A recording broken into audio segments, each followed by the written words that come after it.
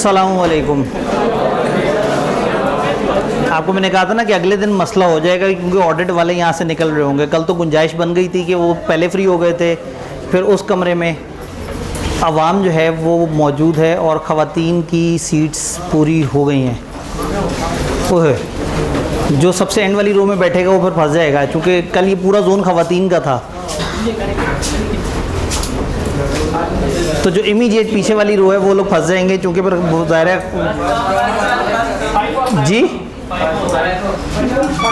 हाँ, दोनों जेंडर्स पे 5 अप्लाई कर देंगे, लेकिन कोटा तो ख़वातीन की जो नशिस्तें हैं उस कोटे पे तो अगर वो लोग बैठेंगे तो इस वक्त ये कल पिलर तक ख़वातीन थी गालबन। हाँ, तो उस कोटे के अंदर हर कोटे के अंदर 5 ज़रूर फॉलो करेंगे, लेकिन जो है ना वो मिस एलोकेशन तो ख़तरनाक है।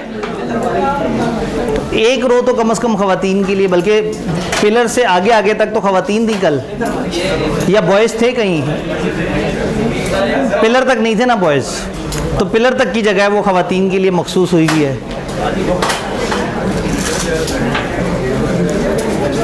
तो पहले एक रो फ्री करते हैं, फिर देखते हैं गुंजाइश। इस टाइम पे जो है ना उन्होंने कहा सर अगर ऑनलाइन प्रोवाइड हो जाए तो ज़िंदगी आसान हो जाए। नहीं, आप इंतकाम ले रहे हैं, आप ना वो डरा रहे हैं कि ऑनलाइन नहीं देंगे ना। मसला ये है कि पहले दिन जब ऑनलाइन कह देना तो आपने कहना ऑनलाइन है, अगस्त में पढ़ूंगा, अगस्त में सोचना अगस्त के एंड पे पढ़ूंगा, फिर सोचना पेपर से पिछले 2 दिन पढ़ूंगा, फिर पढ़ना ही नहीं।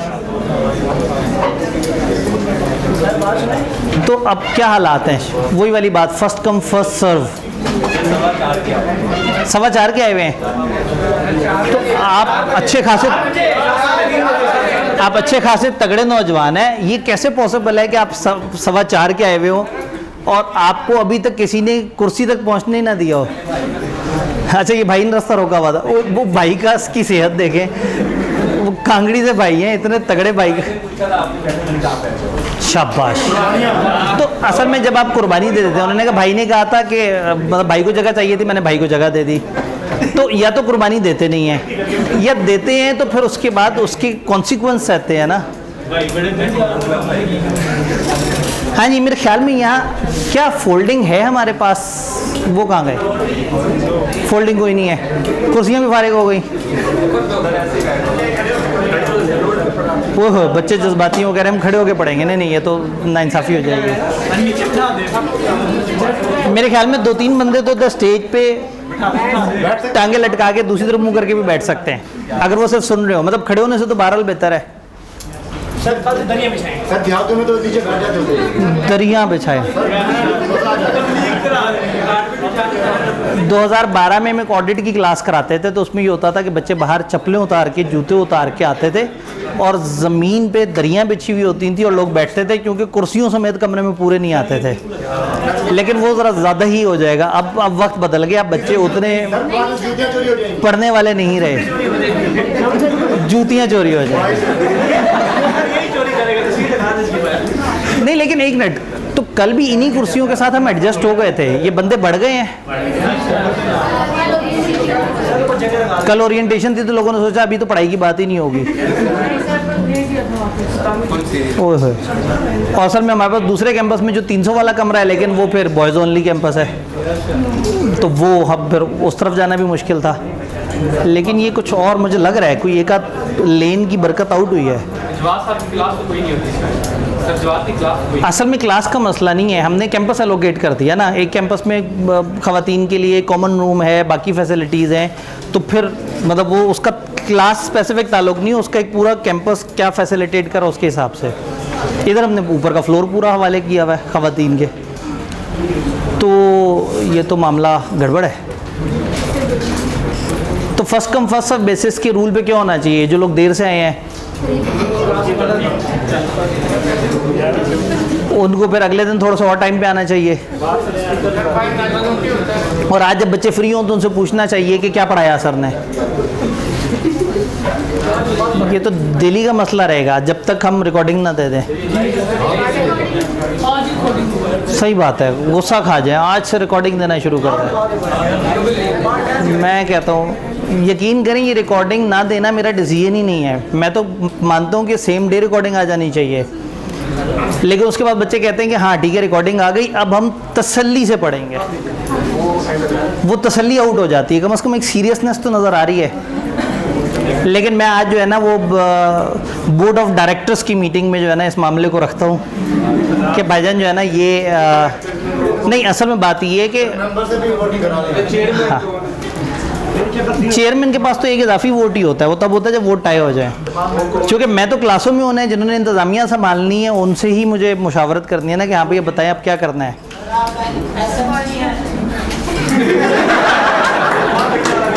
एसएमसी वाली कंपनी में डायरेक्टर्स नहीं होते, होते हैं, लेकिन सब कुछ होता है भाईजान।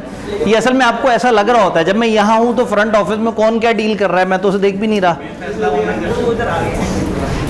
किसी भी जगह बच्चों को सही सहूलियात मिल रही है या नहीं मिल रही। लाइब्रेरी में इस टाइम पे बच्चों को निकाला तो नहीं जा रहा, मैं तो क्लास में, मुझे तो नहीं पता। तो हमें पे कुछ एग्जेक्टिव डायरेक्टर्स को ऐड करना होता है जाके वो निज़ाम को देखें, और नॉन एग्जेक्टिव डायरेक्टर बेचारा क्लास में पढ़ा रहा होता है।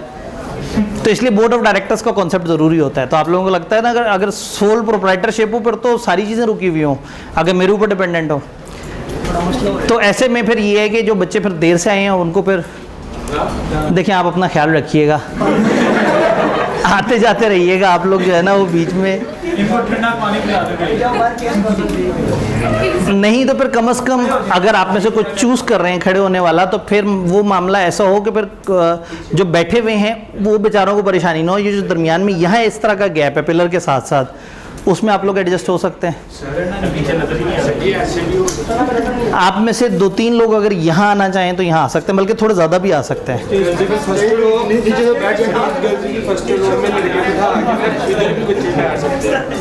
असल में इसमें थोड़ा सा तकद्दुस को भी हाँ थोड़ा ख्याल रखना ज़रूरी है।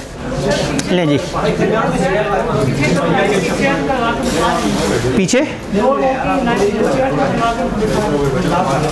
असल में उधर इस टाइम पे आपने मुर्गिन देखा, वहाँ कुर्सियाँ रखी जा चुकी हैं, जो खाली जगह थी वो सब पूरी हुई है।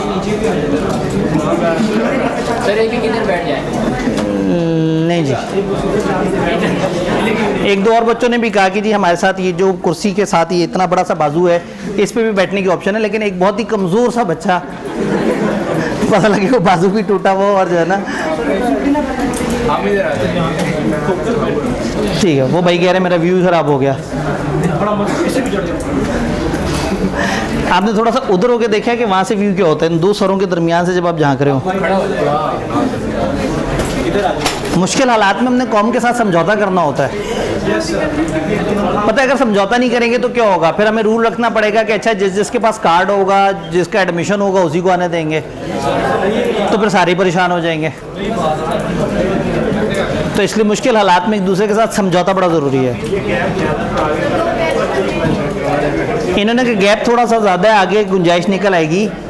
क्या हमारे पास कुछ पतली कुर्सियां हैं, कुछ कहीं ना कहीं से रूम 2B टाइप वाली वो है, लेकिन यहाँ आगे करके भी कितनी जगह निकलनी है। तो देखिए अगर ये आगे वाले थोड़ा थोड़ा सा पीछे करके किसी तरह से एक लेन का गैप निकल आए तो 5-6 बच्चे और एडजस्ट हो सकते हैं। अच्छा आप कह रहे हैं हम आगे आगे करते रहते हैं ताकि पीछे जगह निकल आए, ये भी सही है। देखिए फिर जितना जितना आगे कर सके। एक है जी ये कि इसके फ़ौरन बाद यहाँ क्लास नहीं है तो हमारे पास थोड़ा क्वेश्चन है। इस वक्त हमें एक आलमी भाईचारे का मुजाहरा करना है।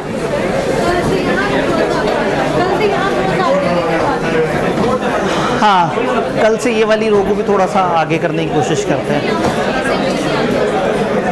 हो तो सकती हैं, देख लें। अगर आप ख़वातीन ने भी जो है ना मुजाहरा किया हमदर्दी का, उन्होंने कहा जी हम भी रोज़ आगे करते हैं तो शायद पीछे एक रो बन जाए।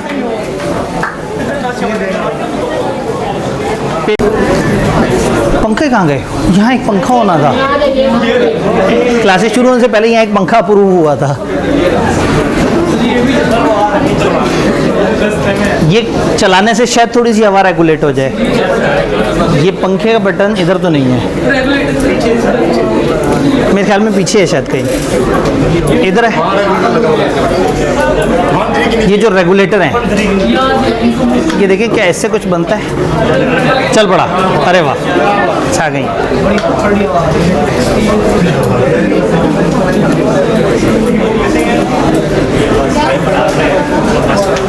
हाँ जी, क्या आप सारे सेटल हो गए? एक दो लोग ऐसे हैं जो बहुत ही लेट थे। चलें ठीक है।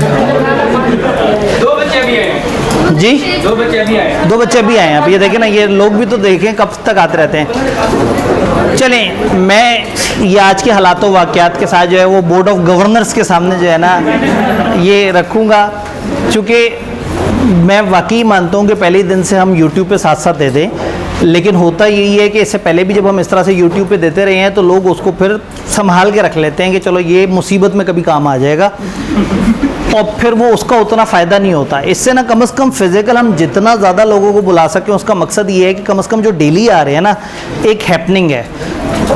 आप घर बैठ के कभी भी वीडियो पे जब लेक्चर देख रहे होते हैं तो वो सीरियसनेस नहीं होती जो अपने इर्द गिर्द इतने सारे लोगों को देख के आती है कि ये सारे पढ़ने आए हुए हैं, और ये सारे वो लोग हैं जो फेसबुक पे जाएं तो एक तूफ़ान मचा हुआ होता है वहाँ पे, और यहाँ कितने अच्छे तरीके से एक दूसरे को अकोमोडेट कर रहे हैं। तो हम लोगों ने इस क्लास में, जी अभी आ रही है आवाज़? तो हमने जो है ना वो आज इंसानी रवादारी, इंसानियत और जो है हाँ मुसावात का एक बड़ा अच्छा वो देखा। ख़वातीन हज़रात दोनों साइड से सब लोगों ने जो है ना अपनी गुंजाइशें निकाली, उन्होंने कहा जी ज़्यादा से ज़्यादा बच्चे आ सकें, और वो जो खड़े हुए थे बच्चे उनको बैठने की जगह मिल गई, जिससे मेरा भी दिल थोड़ा सा वो, चूँकि बहुत घबराहट हो रही थी कि इतने सारे बच्चे खड़े हुए हैं। ऑल्दो कभी सोचा कि जिस वक्त आप सब बैठे हुए होते हैं मैं तो मुसलसल खड़ा हुआ होता हूँ और चल भी रहा होता हूँ। तो बहरहाल ये है कि हमारे दिल में आपकी रिस्पेक्ट है कि आप लोगों को बैठने की जगह ना मिले तो दिल मानता नहीं है कि ये बड़ी अजीब सी बात है। लेकिन जो फिर भी बहुत ही लेट आया, जैसे वो एक भाई अभी भी जो है ना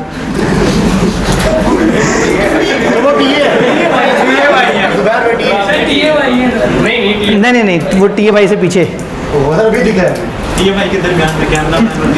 ठीक है।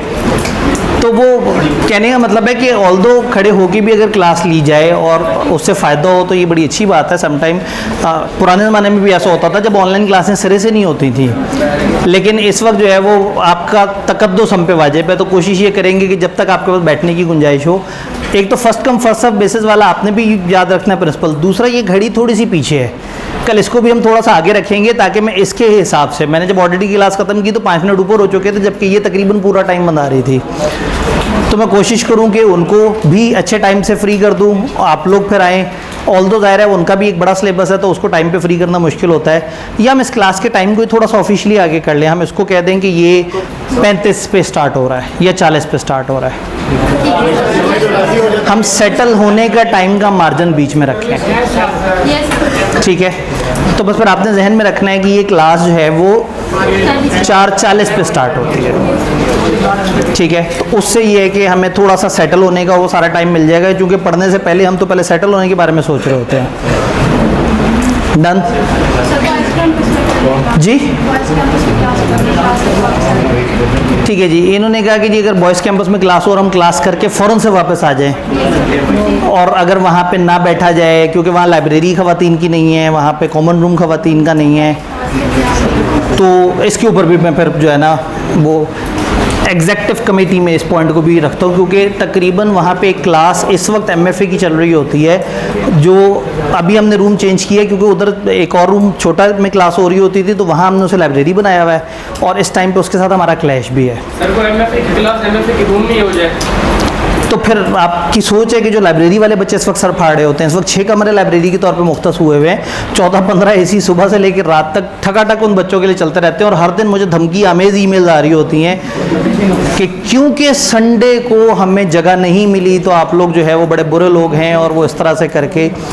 या एक कैंपस में सुबह 6 बजे लाइब्रेरी स्टार्ट हो जाती है, रात 10 तक जाती है। इस कैंपस में भी रात 12 बजे तक भी ओपन हो जाएगी और आगे चल के रात 2 बजे तक भी रहेगी। ऊपर वाला जो रूम है ना वो वाला ओपन करवा दें 10 बजे तक। ऊपर वाला जो रूम है छोटा, हमने तो उस छोटे के बजाय बड़ी कैपेसिटी वो कर दी थी। खैर गलत जगह पे हमने गलत डिबेट शुरू कर दी, क्योंकि आप लोगों का पेट कभी भी नहीं भरना, ठीक है? उस कैंपस में 2 कमरे, इस कैंपस में 4 कमरे, इस वक्त लाइब्रेरी के तौर पे अब बच्चों को कमरों का पता भी नहीं है एग्जैक्टली। एक बॉयज़ की 150 की लाइब्रेरी है इधर, एक गर्ल्स की ऊपर 50 की लाइब्रेरी है, वो आप लोगों ने जोन नहीं देखा, वो भी 50 की लाइब्रेरी है।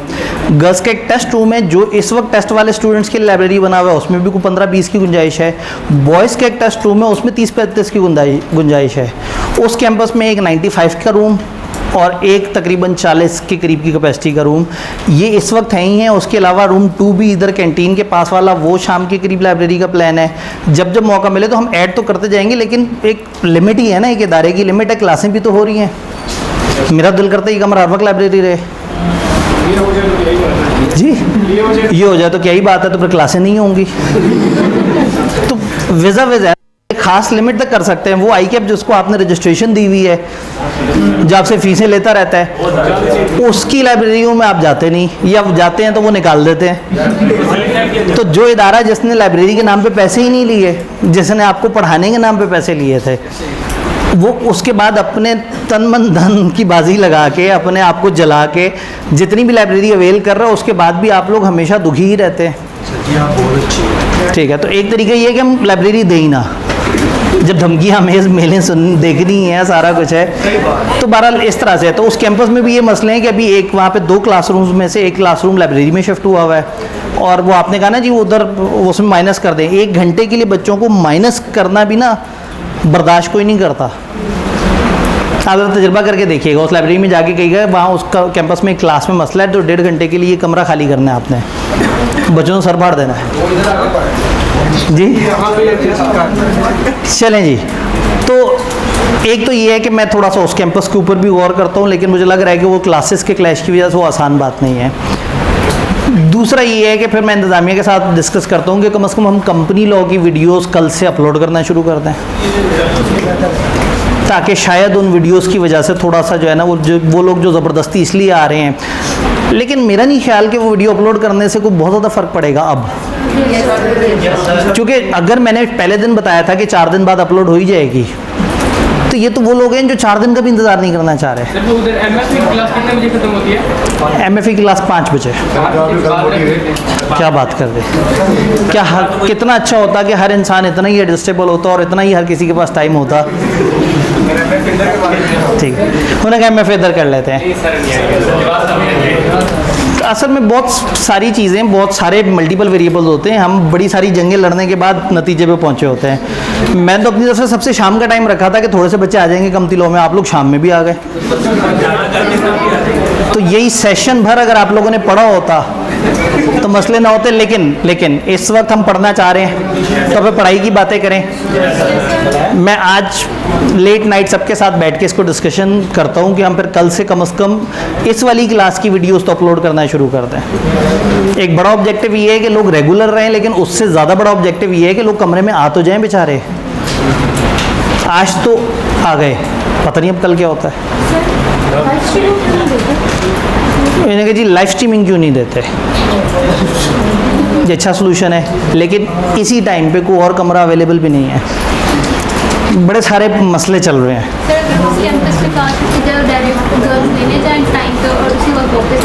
जी बिल्कुल, ये ऐसी ही बात यहाँ से भी कहीं किसी ने की थी, उसको भी एक दफ़ा देखना है। मसला ये है कि उस टाइम पे वो रूम भी अवेलेबल हो।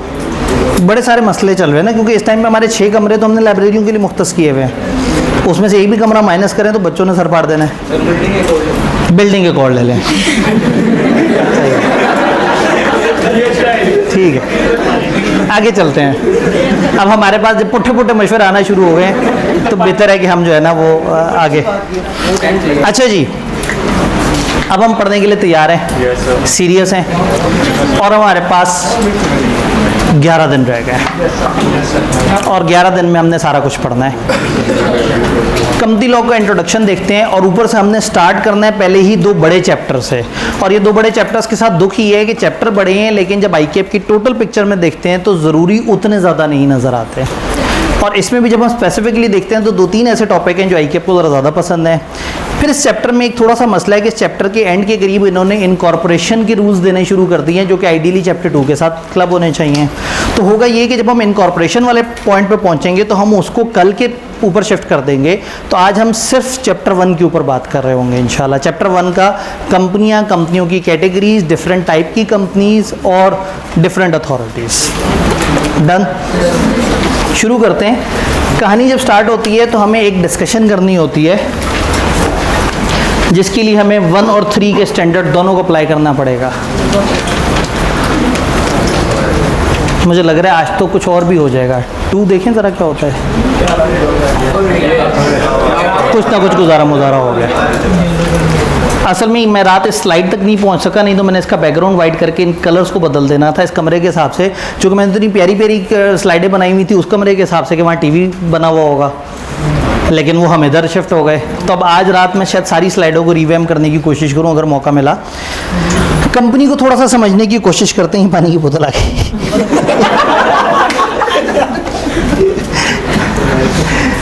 अच्छा, एक कंपनी किस तरह से काम करती है? बहुत सारे इंसान मिलजुल के जब एक दूसरे के साथ एक कंपेंडियम बना लेते हैं, कम्बिनेशन बना लेते हैं, और वो बहुत सारे लोग पैसे जोड़ते हैं और अपनी इंतज़ामिया स्किल्स जोड़ते हैं, तो वो एक कंपनी के तौर पे चल पड़ते हैं। एक सोल ट्रेडर और पार्टनरशिप में आपको फ़र्क पता है कि सोल ट्रेडर में एक ही बंदा होता है और पार्टनरशिप में 2 या 2 से ज़्यादा मिलके काम कर रहे होते हैं। पार्टनरशिप में बिजनेस का ओनर बनने का तरीका ये है कि या आपके पास पैसे हों या आपके पास स्किल हो, दोनों हों फिर तो बहुत ही तूफानी हो जाएगा। तो कुछ पार्टनर ऐसे होते हैं जो स्किल्स लेके आते हैं, कुछ पार्टनर ऐसे होते हैं जो कैश लेके आते हैं। कंपनी में पार्टनर बनने के लिए आपको सिर्फ पैसा चाहिए, स्किल्स नहीं चाहिए। तो कंपनी एक कमर्शियल अरेंजमेंट है, कंपनी उसी को मेंबर बनाएगी जो पैसे लेके आएगी। तो होगा ये कि फॉर एग्जांपल एक बिजनेस है जो 2 मिलियन से स्टार्ट हो सकता है, तो क्या हुआ, 5 लोग A, B, C, D, E इन्होंने कुछ पैसे जोड़े, 5 लाख, 3 लाख, 10 लाख, 80,000, 1,20,000, और इन्होंने 2 मिलियन रुपया जोड़ लिया। और ये 2 मिलियन रुपए उठा के इन्होंने एक बॉक्स में डाल दिए कि ये हमारा शेयर कैपिटल है।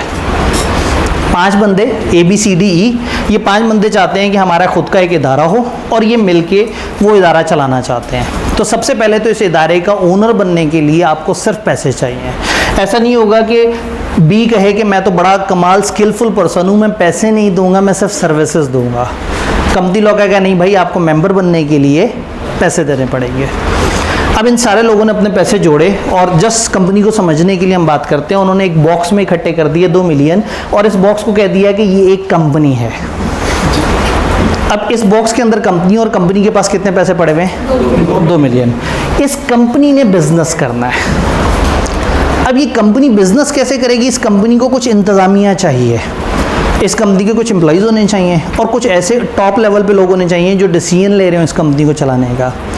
अब ये जो ओनर्स हैं इनमें से एक आध बंदा कहता है कि भाई मिस्टर बी कहते हैं कि ठीक है जी, मैं अच्छी सर्विसेज भी प्रोवाइड कर दूंगा, कैश तो मैं दे रहा हूँ, मैं उसके अलावा सर्विसेज भी प्रोवाइड कर दूंगा।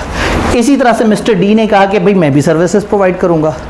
तो कंपनी ने कहा ठीक है, तुम शेयर होल्डर तो हो हमारे, अब तुम सर्विस प्रोवाइड कर रहे हो तो हम तुम्हें क्या करेंगे, हमें 20,000 पर मंथ मिस्टर बी को तनख्वाह दे देंगे और 15,000 पर मंथ हम डी को तनख्वाह दे देंगे।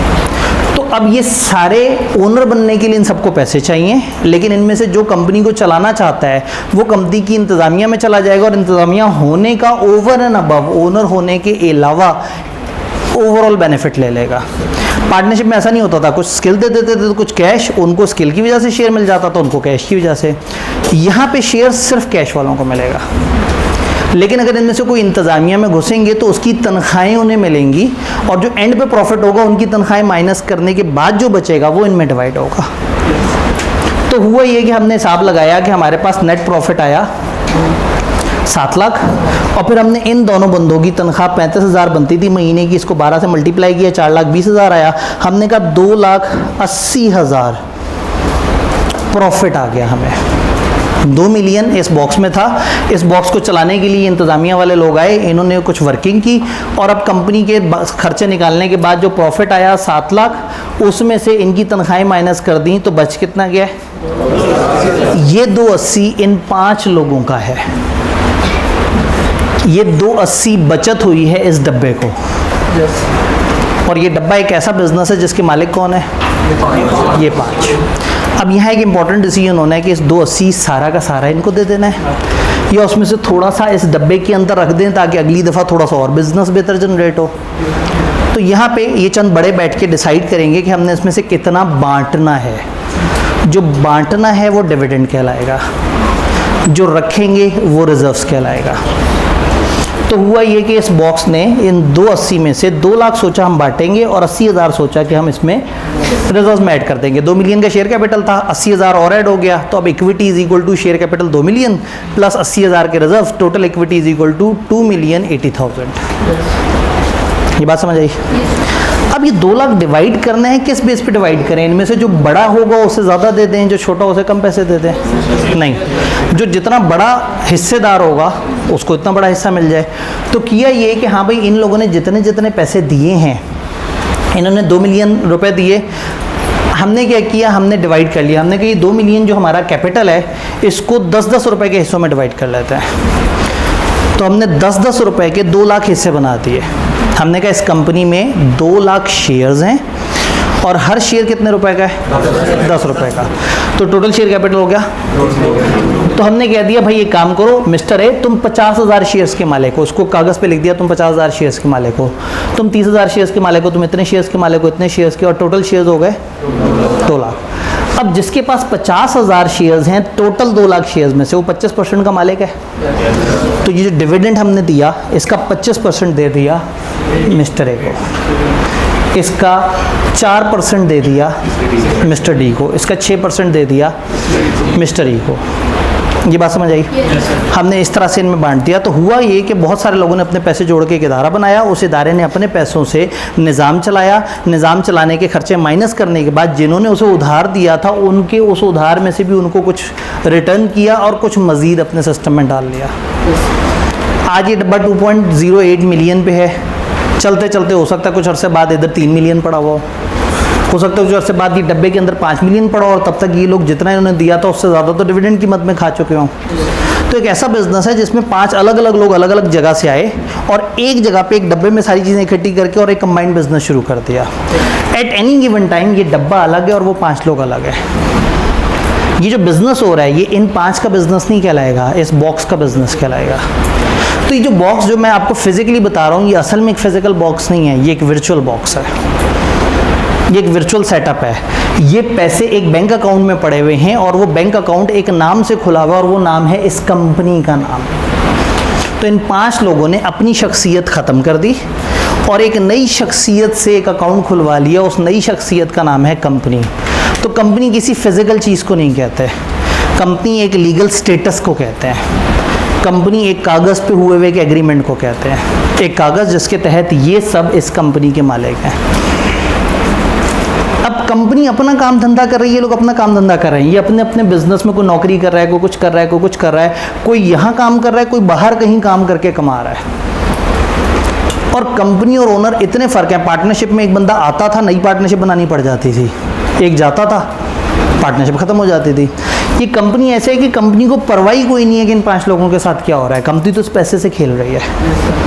और एंड पे जब डिविडेंड देना होगा ना तो उस वक्त पलट के वहाँ देखेगी कि इस वक्त शेयर्स का मालिक कौन है, कंपनी का मालिक नहीं, कंपनी के शेयर्स का मालिक। तो ये शेयर जिसके हाथ में होंगे वो मालिक बन जाएगा, चाहे वो इन 5 में से हो, चाहे कोई बाद में आने वाला एक बंदा हो जिसने अभी ज्वाइन किया है।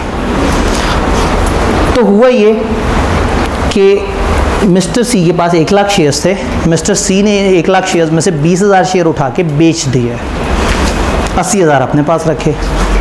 तो 80,000 का डिविडेंड आता रहेगा और जो 20,000 जिसको दिए हैं वो फ़र्ज़ करें मिस्टर एक्स है, मिस्टर एक्स आके मेंबर बन गए। अब आगे से मिस्टर एक्स को डिविडेंड मिला करेगा। अब कंपनी जब बनी थी तो सबने हर शेयर की मद में 10-10 रुपया दिया था और कंपनी में 2 मिलियन इकट्ठा था। आज कंपनी है 5 मिलियन पे, तो जब ये मिस्टर एक्स को अपने 20,000 शेयर्स देगा तो क्या 10 रुपये के हिसाब से बेचेगा? इस वक्त तो हर शेयर की मद में वहाँ पे 50 रुपया पड़ा हुआ है और वो तो कंपनी में पड़ा हुआ है। ये शेयर ऐसी कमाल चीज़ है कि हर दफ़ा कमा के भी देता है। तो अगर एक सियाना आदमी है तो कहेगा मैं 70 का शेयर बेचूंगा।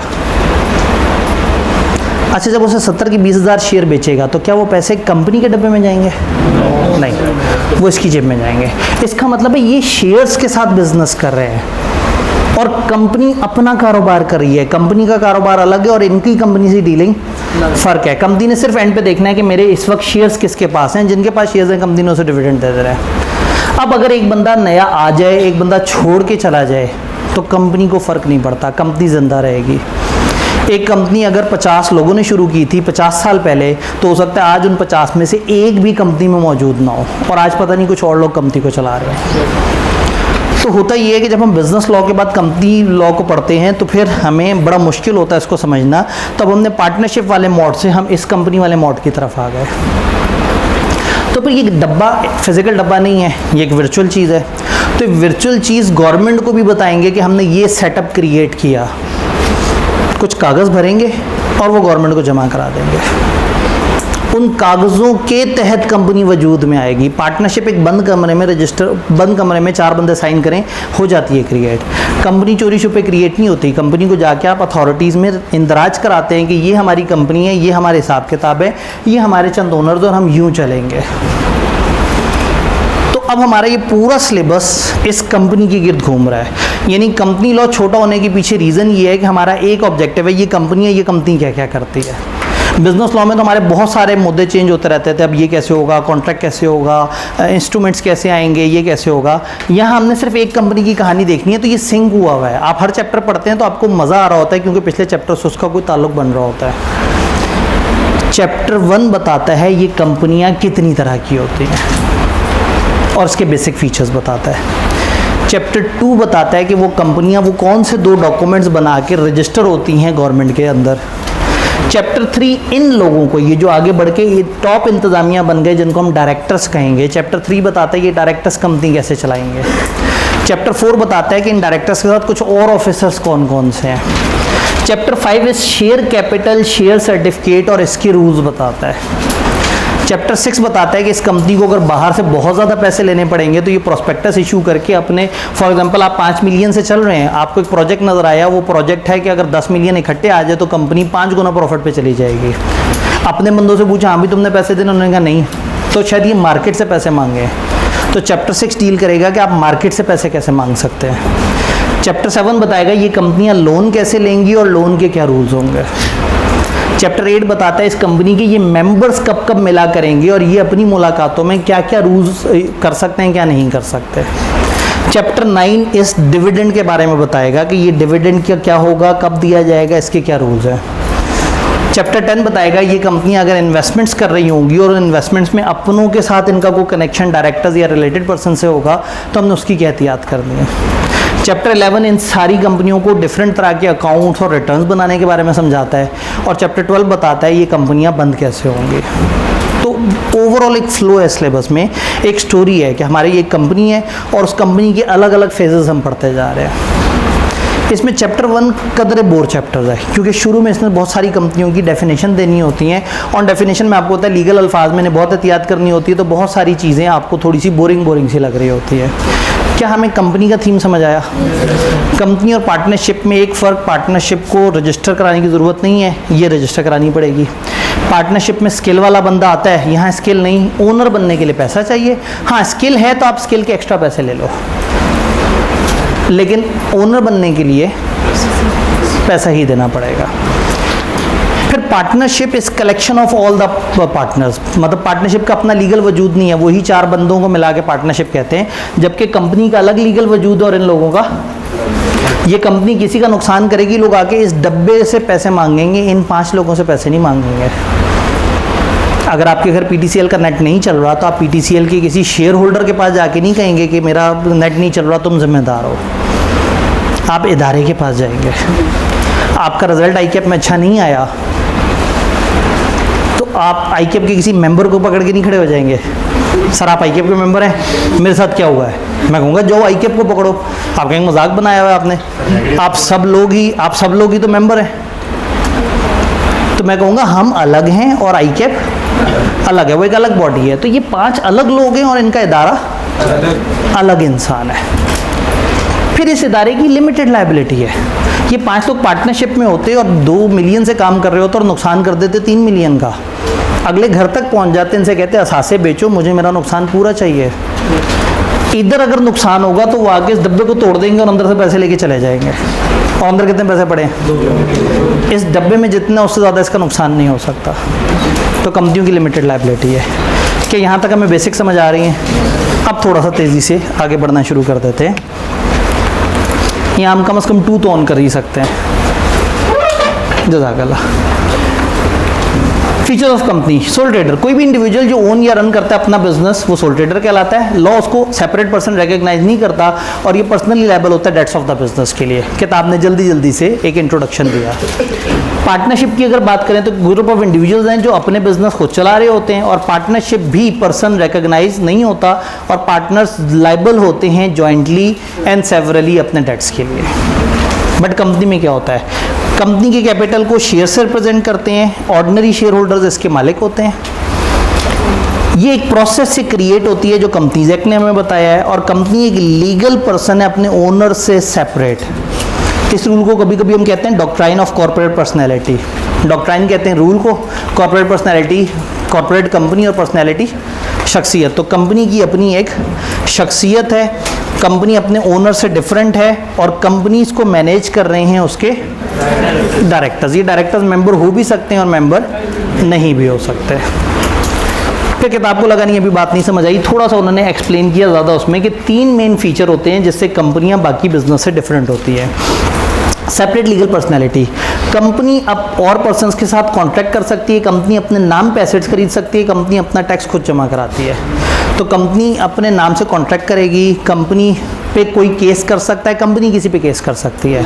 तो कंपनी एक अलग इंसान है और पार्टनरशिप अलग इंसान नहीं होते, उन लोगों को कलेक्टिवली काउंट कर रहे होते हैं। लिमिटेड लायबिलिटी, कंपनी के ओनर्स की लायबिलिटी लिमिटेड है, जितनी उन्होंने इन्वेस्टमेंट की है वहाँ तक।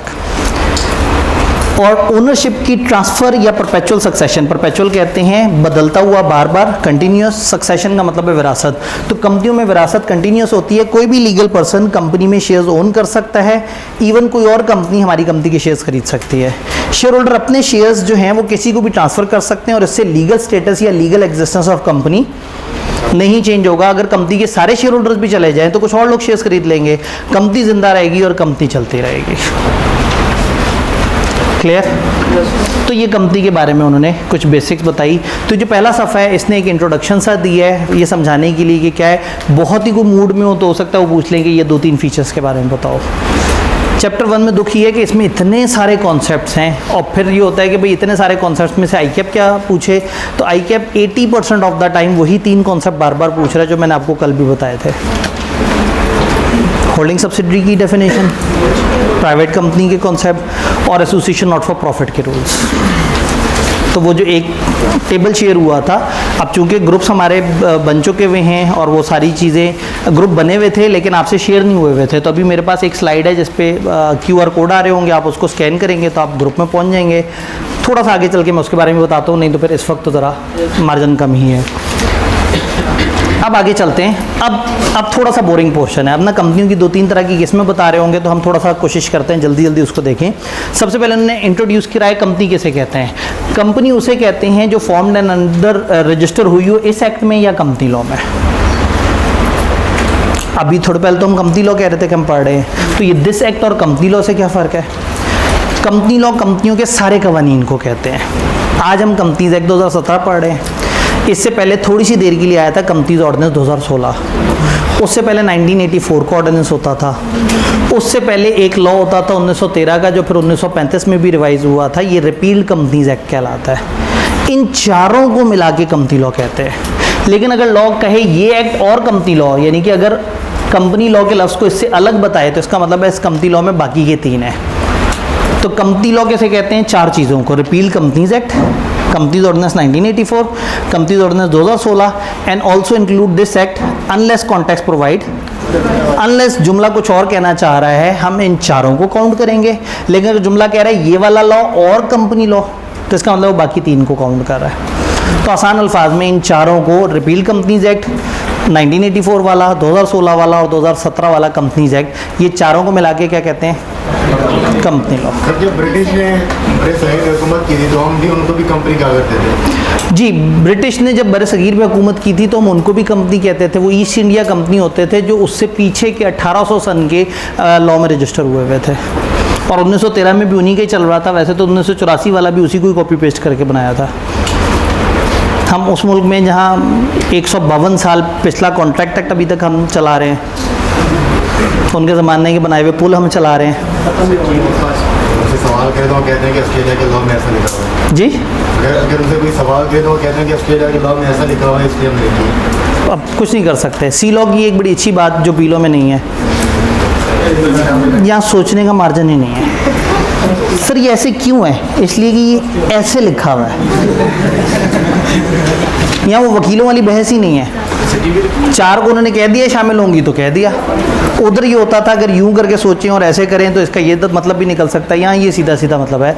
तो सबसे पहले हमने वो डेफिनेशन देखी जो असूलन पूछी जानी चाहिए ही नहीं, इसमें है ही नहीं कोई काम की बात। अब जब ये कंपनी बताते हैं तो उनको एकदम से ख्याल आता है कि फिर एक काम करते हैं बॉडी कॉर्पोरेट भी बता देते हैं। अब ये थोड़ा सा चैप्टर 1 का थोड़ा बोरिंग पोर्शन है। यहाँ पे बॉडी कॉर्पोरेट कैसे कहते हैं? किसी भी किस्म की कंपनी को। क्योंकि कंपनी का वर्ड ऑफिशियली क्या डिफाइंड है? Company formed and registered under इस लॉ या पिछले किसी भी कंपनी लॉ में जो रजिस्टर हुआ कंपनी कहलाएगी। अब अगर इन्होंने लिखना हो कि सारी कंपनियों को चाहिए कि वो टैक्स दें,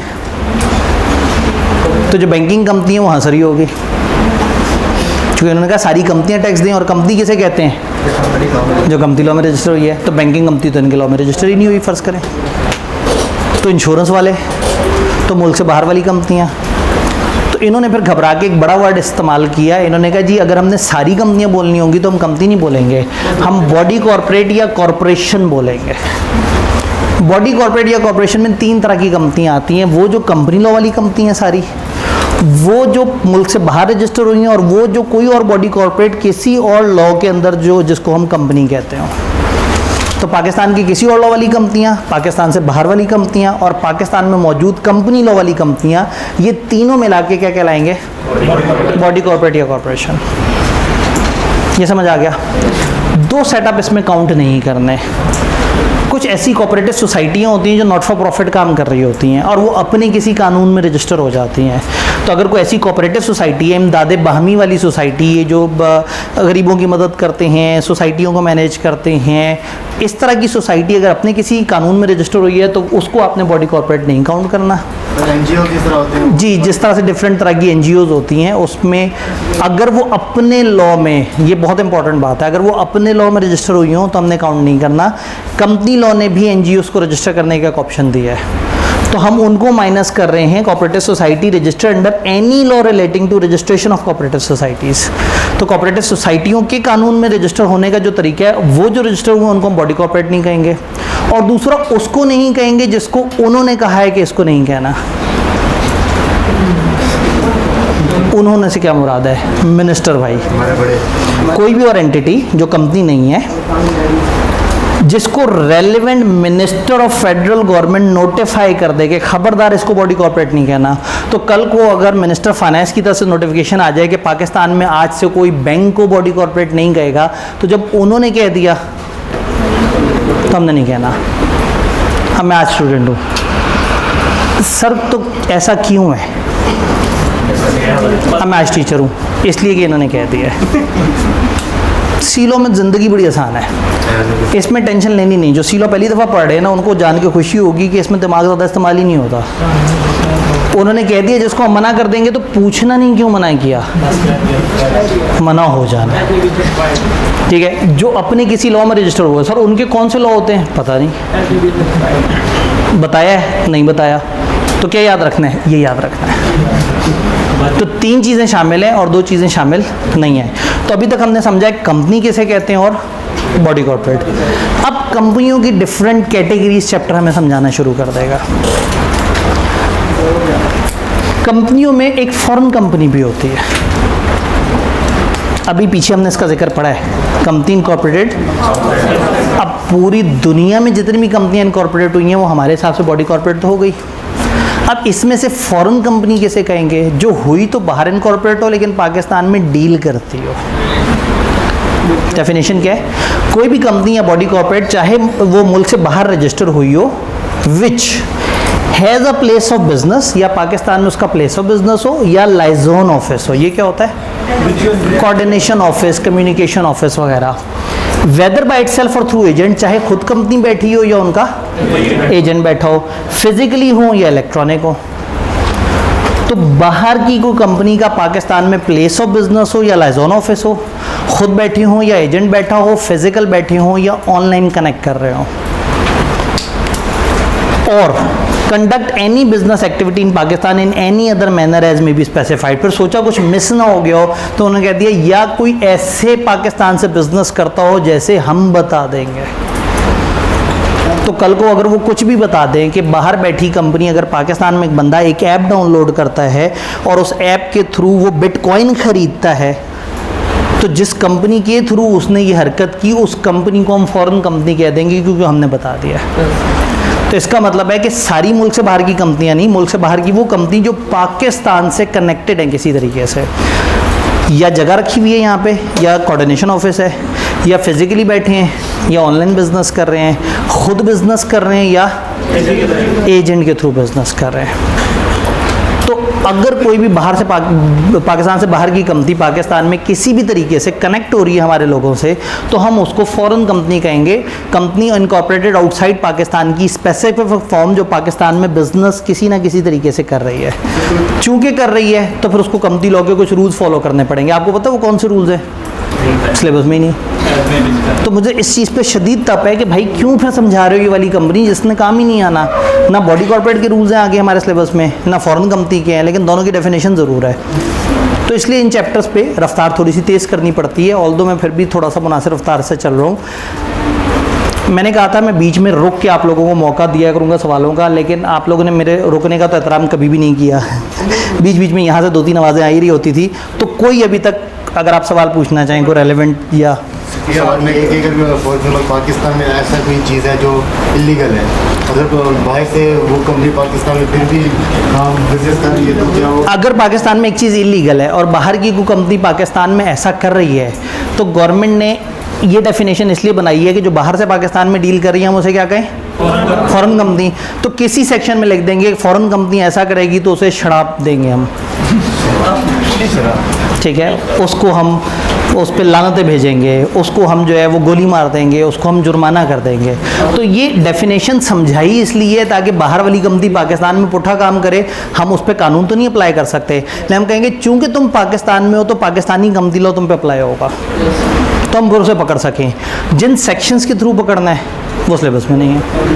अगर कोई एसएमसी है और आपने जैसे बताया कि ओनर्स के ऊपर कोई लाइबिलिटी, अगर एसएमसी है, एसएमसी अभी तक हमने नहीं पढ़ा, हमने अभी पढ़ा ही नहीं कोई है। कंपनी से जी कोई अगर कोई कंपनी, हाँ ये अच्छा सवाल है, क्योंकि देखें ना मासूम बच्चे हैं, 0% पे भी कुछ लोग बैठे हुए हैं। अगर कोई कंपनी है जी उसके ओनर ने अपने मतलब एसेट जो है 80% अपने कंपनी के नाम पे 20% है, तो वो 20% तक कंपनी लाएगी। जी, अगर एक साहब हैं एक कंपनी के मालिक और उस कंपनी ने 20% एसेट एक कंपनी ने रखे हुए हैं और 80% उसके अपने नाम पे हैं, तो वो ओनर तो साइड पे कर दें। कंपनी के पास कितना है? 20%। तो कंपनी 20% की मालिक है और कंपनी 20% के लिए लायबल है। सर जी, लेकिन ज़्यादातर कंपनियां भी कंपनीज के नाम पे क्यों एसेट रखती है, फिर वो अपने नाम पे रखा देंगे। कंपनियां कंपनियों के नाम पे मतलब सर जी आप फर्ज करिए SBI है तो अगर SBI है तो ये अगर कंपनी बन जाए तो ज़िंदगी आसान हो जाए। तो नहीं सर जी, SBI के नाम ज़्यादा एसेट रखेंगे कि अपने जी, SBI वाले SBI के नाम पे एसेट रखेंगे या अपने नाम पे रखेंगे? जो ओनर कोशिश करेंगे कि SBI के नाम पे रखें। तो सर जी वो भी अगर वो अपने आप नाम पे रखे तो वो भाई मेरी लाइबिलिटी अनलिमिटेड, SBI की लाइबिलिटी लिमिटेड, तो समझदारी किस में है? लिमिटेड लाइबिलिटी पे। जो उसके ऊपर वो नहीं है। ठीक है जी भाई, असल में थोड़े से असल में ये सिंपल चीज़ नहीं है। कंपनी के इतने फ़ायदे हैं कि आपकी सोच है। मैं एक सोल ट्रेडर बन जाऊं और मैं कहूं हाँ जी मैंने इतना कमाया, मेरी इनकम काउंट होगी, मैं उस पर टैक्स दूंगा। अच्छा, अगर मैं अपना बिजली का बिल पे करूँगा तो क्या टैक्स वाले मुझे वो बिजली का बिल माइनस करने देंगे? मैंने कुछ खाने खाए होंगे, माइनस करने देंगे? मैं दूसरे मुल्क घूमने गया होऊंगा, मुझे माइनस करने देंगे? मैंने अपने बेगम को हर महीने पैसे दिए होंगे, माइनस करने देंगे? नहीं करने देंगे। अब मैं अपने आप को चेंज करता हूँ। SBI एक कंपनी है और मैं इस कंपनी में मुलाजिम हूँ और मेरी बेगम भी इस कंपनी में मुलाजिम है। अब कंपनी मुझे जो पैसे दे रही है वो एक्सपेंस है कंपनी का, ठीक है, डिडक्टेबल है, जो अभी तक इनएडमिसिबल था। मैं कंपनी से उतने पैसे लूँ जितने पे टैक्स नहीं पड़ता। मेरी बेगम भी कंपनी से उतने पैसे ले जिस पे टैक्स नहीं पड़ता, तो फिर मैं अपने भाई को भी सैलरी दिलवा दूँ, अपने चाचा का भी नाम डलवा दूँ बीच में। तो मेरे घर के 10 बंदे SBI से सैलरी ले रहे हो और सैलरी ले रहे हो 6 लाख के अंदर, सब एग्जाम्प्ट हो गया और वो सारा खर्चा कंपनी में जनवन हो गया। कंपनी ने अपने एक डायरेक्टर को ऑफिस पहुंचने के लिए उसकी गाड़ी में पेट्रोल डाल के दिया, एक्सपेंस हो गया। कंपनी ने अपने एक दूसरे डायरेक्टर को एक अलाउंस दिया क्योंकि वो डायरेक्टर परेशान रहता था, तो एक डायरेक्टर से कहा तुम दूसरे डायरेक्टर को खाना खिला के आओ, उसे फिल्म दिखा के लेके आओ। एक डायरेक्टर को पैसे दिए कि जो दूसरी डायरेक्टर है, भाई बीवी भी डायरेक्टर है ना, शौहर भी डायरेक्टर है, अब तो मजाक चल रहा है ना, तो वो खाना भी लेजिटमेट हो गया। फिर किसी टाइम पे कंपनी के डायरेक्टर्स परेशान बैठे थे और वो डीमोटिवेट हुए थे, तो कंपनी ने कहा तुम लोग बाहर का चक्कर लगा के आओ। कंपनी ने खर्चा किया। तो भाईजान कंपनी बनाने के बाद तो गेम बहुत ही डिफरेंट हो जाती है। सैलरी पे एक्सपेंस अलाउड नहीं होते, बिजनेस इनकम पे तो एक्सपेंस अलाउड होते हैं। और अगर आप कंपनी बन जाएं तो इंसान और कंपनी अलग अलग है। तो कंपनियां लोग बनाने के लिए बड़ी सारी फनकारी करते हैं। अगर हमारे पास 100 दिन होते तो मैं ज़रूर बहुत ज़्यादा रोशनी डालता, लेकिन उतने दिन नहीं है, तो जल्दी से थोड़ा सा आगे चलते हैं। यहाँ तक बातें समझ आ रही हैं? चेहरों पे ना कुछ इरादे बन गए कि अच्छा कंपनी बन के तो बड़ा मज़ेदारी होती है। ठीक है, कंपनियों की कैटेगरीज, टाइप ऑफ कंपनीज के हिसाब से हम कंपनियों को 2 तरह से कैटेगराइज कर सकते हैं। एक ये कि उनकी लायबिलिटी कितनी है और एक ये कि उसमें पब्लिक इन्वॉल्वमेंट कितनी है। लायबिलिटी कितनी है और पब्लिक इन्वॉल्वमेंट कितनी है।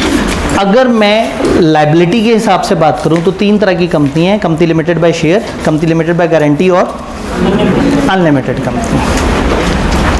कंपनी लिमिटेड बाय शेयर वो है जिसका अभी थोड़े पहले हमने तस्करा किया। वो कंपनी जिसके मेंबर्स की लायबिलिटी लिमिटेड है, उसके मेमोरेंडम की हद तक, मेमोरेंडम वो डॉक्यूमेंट है जिसके थ्रू हम कंपनी रजिस्टर कराते हैं, to the extent of amount if any remaining unpaid on shares respectively held by them. अजीब सी बात कर दी। कंपनी लिमिटेड बाय शेयर, अगर मैं पीछे जाके देखूं, ये कंपनी 2 मिलियन के लिए लायबल है, ऐसे ही है। सवाल ये है कि ये लोग कितने के लिए लायबल है।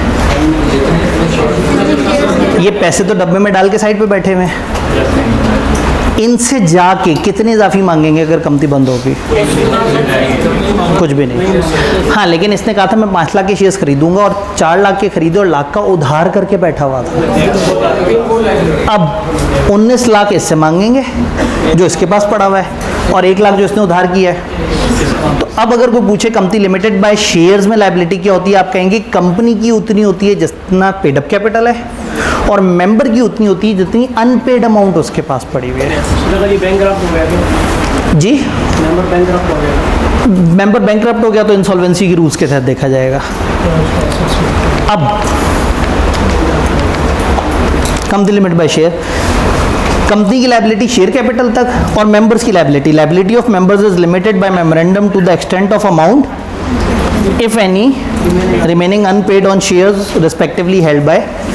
हर बंदे के पास जितने शेयर्स हैं उस हद तक इस कंपनी की लायबिलिटी लिमिटेड है, जितने शेयर्स के उसने पैसे पूरे नहीं दिए। तो मेंबर की लायबिलिटी, इन 5 मेंबर्स में से 4 की लायबिलिटी 0 थी और 5वें की लायबिलिटी, इसका मतलब कंपनी लिमिटेड बाय शेयर में मेंबर की 0 लायबिलिटी होती है और लायबिलिटी सिर्फ एक ही सूरत में ड्राइव होगी, अगर अनपेड शेयर्स होंगे।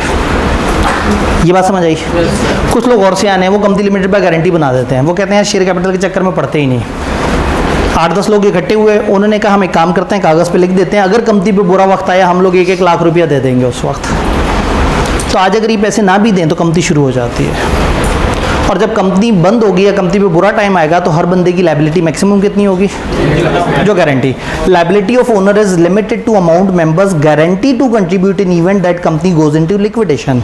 लिक्विडेशन यानी वाइंडिंग अप।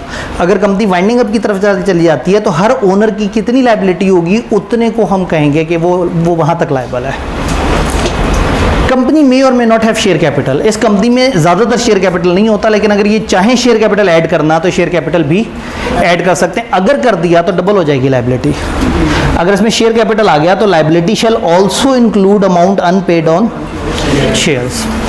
तो कंपनी लिमिटेड बाय गारंटी एक बड़ी मज़े की कंपनी है जिसमें लोग एक कंपनी स्टार्ट कर लेते हैं और वो कंपनी चलती रहती है। अगर कंपनी पे बुरा वक्त आता है तो कंपनी को नहीं पकड़ते, कैसे पकड़ते हैं, मेंबर्स को, और मेंबर अपनी गारंटी अमाउंट देते हैं। कंपनी के पहले एसेट बेचेंगे, अगर कंपनी मजीद नहीं पे कर सकेगी तो जितना गैप है वो मेंबर से पकड़ सकते हैं, लेकिन किस हद तक, जितनी उन्होंने गारंटी की है।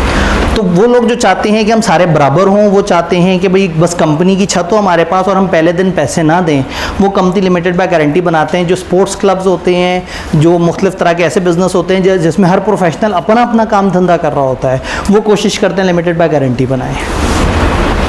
ये बात समझ आई? ये भी मेमोरेंडम में लिखा होगा, ये भी मेमोरेंडम में लिखा होगा। जी बिल्कुल, हर चीज़ आपने लिखनी तो अपने मेन डॉक्यूमेंट्स में ही है। तो लिमिटेड बाय गारंटी आपने बना लिया। तीसरी ऑप्शन अनलिमिटेड कंपनी। अभी चीख के हम कह रहे थे कि कंपनी का फ़ायदा है लिमिटेड लायबिलिटी। तो कंपनियों में लॉ ने एक और कैटेगरी इंट्रोड्यूस की हुई, अनलिमिटेड कंपनी। कोई अपनी खुशी से यहाँ नहीं जाता, लेकिन कंपनी लॉ कुछ जगह फोर्स कर देता है, बाउंड कर देता है कि जो कंपनी इस तहत रजिस्टर होगी वो अनलिमिटेड कंपनी होगी। फॉर एग्जाम्पल CPEC के मुआहदे के अंदर अगर कंपनी रजिस्टर होगी तो गवर्नमेंट उसे कहेगी आप अनलिमिटेड कंपनी के तौर पर रजिस्टर हो, ताकि आपको डर हो। जो मिनरल्स एक्सट्रैक्ट कर रही होती हैं या जो मुख्तलिफ तरह के गोल्ड या इस तरह की चीज़ें एक्सट्रैक्ट कर रही होती हैं, उनको गवर्नमेंट कहती है आप अनलिमिटेड कंपनी बनो, क्योंकि अगर वो लिमिटेड कंपनी बन गए तो वो तो बहुत बड़ा नुकसान कर देंगे। और जब हम जाके कहेंगे ये क्या किया, वो कहेंगे हम बहुत शर्मिंदा, हम कंपनी बंद कर रहे हैं, ये डब्बे के अंदर 20 लाख पड़े हुए हैं, ये ले जाओ। तो कुछ शोबों में गवर्नमेंट, अगर पाकिस्तान में कोई इलेक्ट्रिसिटी की कंपनी रजिस्टर होती है तो दे आर बाउंड कि उनको अनलिमिटेड लायबिलिटी के तौर पर रजिस्टर होना है। तो गिनती की 2-3 कंपनियां पूरे पाकिस्तान में मिलती हैं। अनलिमिटेड कोई शौक से नहीं बनाता, मजबूरन बनाने की बात होती है। तो 3 तरह की कंपनियां, लिमिटेड बाय शेयर जिनकी लायबिलिटी शेयर कैपिटल तक है, लिमिटेड बाय गारंटी जिनकी लायबिलिटी गारंटी अमाउंट तक है, और अनलिमिटेड कंपनी जिसमें मेंबर्स की लायबिलिटी वैसे ही अनलिमिटेड है जैसे पार्टनरशिप्स में होता है। तो ये 3 तरह की कंपनियां हमने पढ़ी हैं। मैं बीच बीच में रुक के आपको सवालों के ऑप्शन भी दूंगा, तो मतलब शायद ये जुमला मैंने 5 दफ़ा रिपीट किया, लेकिन मैं फिर से रिपीट कर देता हूँ, कोई बात नहीं, खैर है। ये तीनों तरह की बातें हमने की। अब कंपनियों को एक डिफरेंट तरीके से कैटेगराइज करते हैं। बाय पब्लिक इन्वॉल्वमेंट कंपनियों की 2 टाइप्स होती है, पब्लिक और प्राइवेट। पब्लिक कंपनी दुनिया की सबसे आसान डेफिनेशन है, a company which is not a private company. आप याद होगा आपने लॉ में प्राइवेट कंपनी के बारे में ऐसा पढ़ा था, टैक्स के लॉ में, जो पब्लिक नहीं होती, और पब्लिक के बारे में बड़ा कुछ पढ़ा था। तो हम यहाँ कहते हैं कि पब्लिक कंपनी वो कंपनी है जो प्राइवेट नहीं होती। तो फिर अब यहाँ पे रुकना पड़ेगा, पहले समझना पड़ेगा प्राइवेट कंपनी क्या होती है। इसको इग्नोर करते हुए यहाँ आते हैं। प्राइवेट कंपनी ऐसी है जिसमें 2-3 रूल्स हमें फॉलो करने पड़ेंगे। कंपनी कम से कम 2 मेंबर के साथ रजिस्टर हो सकती है और उसमें 3 शराइत होंगी जिनको फॉलो करना होगा। नंबर 1, उसके मैक्सिमम नंबर ऑफ मेंबर्स 50 तक जाएंगे। नंबर 2, वो अपने शेयर्स ट्रांसफ़र नहीं कर सकते बगैर पूछे, रिस्ट्रिक्शन होगी। और नंबर 3, वो जनरल पब्लिक को इनवाइट नहीं कर सकते कि आओ हमारे शेयर्स सब्सक्राइब करो, हमारे डिबेंचर या इस तरह का रिडीमेबल कैपिटल आओ ख़रीदो। यानी अगर एक कंपनी आपने इस तरह से रजिस्टर की है कि उसके 50 से ऊपर मेंबर्स नहीं जाने चाहिए, उसके मेंबर्स आसानी से अपने शेयर बेच ना सकें। याद है वो जो मिस्टर A-B ने अपने शेयर उठा के मिस्टर X को दे दिए थे, पाबंदी लगी हुई है उस पर।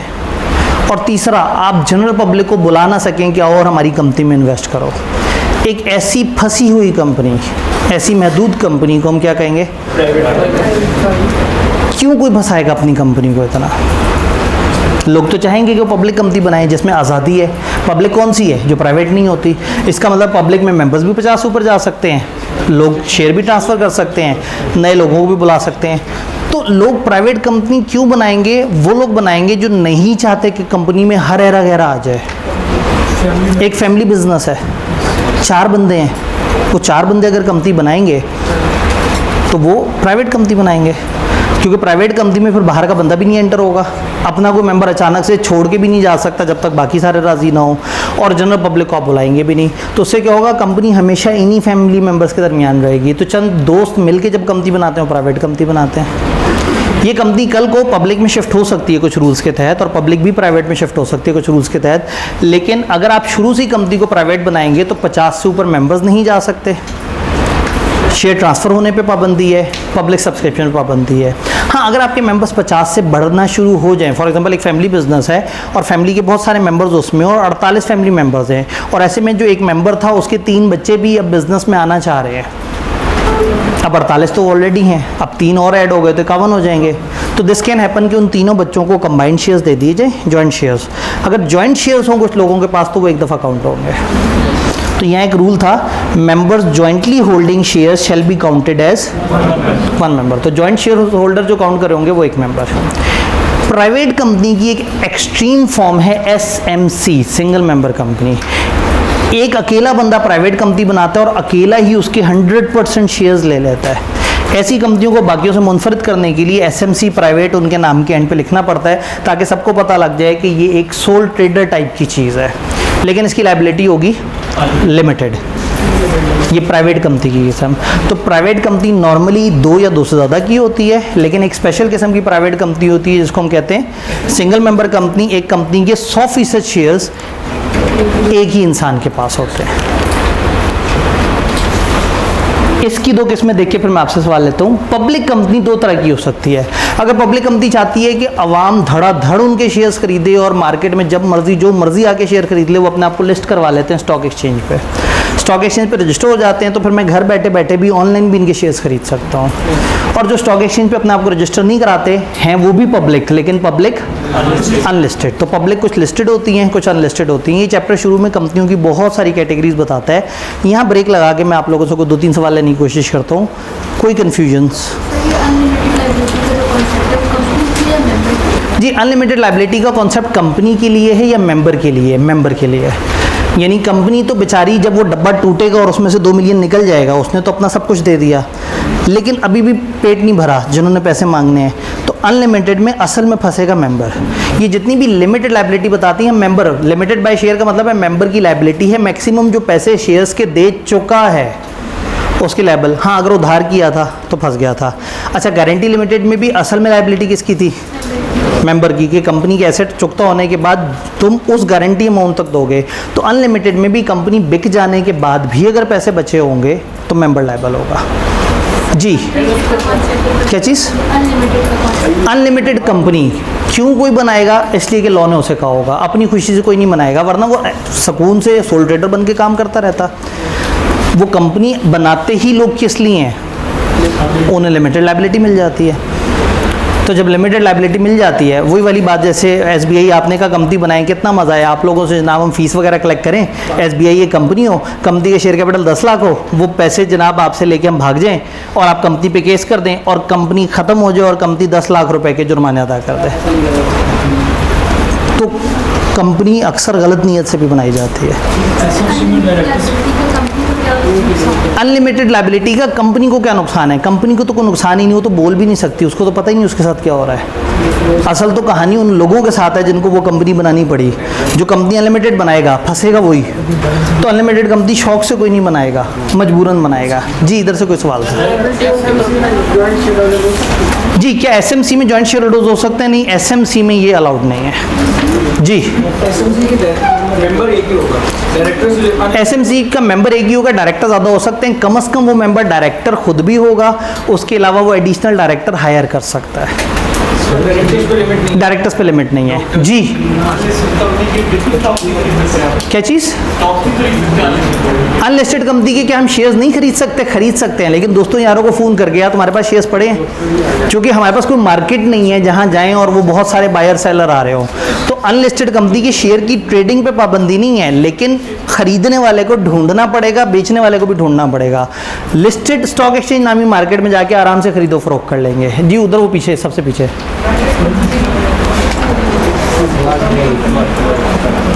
जी, क्या इनमें से कोई भी कंपनी किसी दूसरी कंपनी में कन्वर्ट हो सकती है? ये सारी कंपनियां इन सारी कंपनियों में कन्वर्ट हो सकती हैं। सेक्शन 46 से 50 के दरमियान का पूरा पोर्शन हमारे सिलेबस में नहीं है। सभी डॉक्टर कंपनी जी भाई, एक ऊंची आवाज़ में ज़रा और पूछना चाह रहे हैं।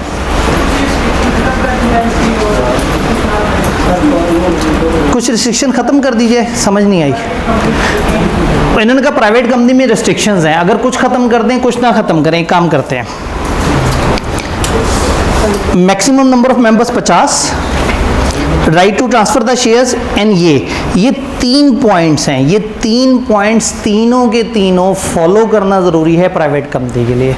अगर आपने एक भी फॉलो ना किया तो आप प्राइवेट नहीं रहेंगे, और जो प्राइवेट नहीं होता वो पब्लिक। तो ये तीनों के तीनों रूल्स फॉलो होंगे। यहाँ से सवाल, सर आपने कहा कि एक मिनट, ये मैंने तो इशारा किया था, मैं आपकी तरफ भी आ जाता हूँ। जी, आपने कहा था कि unlimited company by force government के थ्रू ही बनती है सर, किस तरह? अनलिमिटेड कंपनी मजबूरन गवर्नमेंट के थ्रू ही बनती है। सर जो गवर्नमेंट अनलिमिटेड कंपनी को सब्सिडी वगैरह देती है तो वो क्या उनसे शेयर लेती है या ऐसे ही दे देती है? जी, company unlimited, government unlimited company को जब क्या करती है, सब्सिडी वगैरह देती है। सब्सिडीज जब देती है तो फिर क्या होता है, परेशानी क्या है? क्या सर वो उनसे शेयर वगैरह देती है या वैसे सब्सिडी देती है? नहीं, सब्सिडी का मकसद ये कब होता है? सब्सिडी का मकसद आप किसी को फेवर दे रहे हैं, तो आप कहें जी फेवर देनी है और बाद में, मतलब मैं कहूँ आप लोगों को क्लास मिलेगी और बाद में कहूँ पैसे, तो सब्सिडी है ना, सब्सिडी इज़ अ फेवर।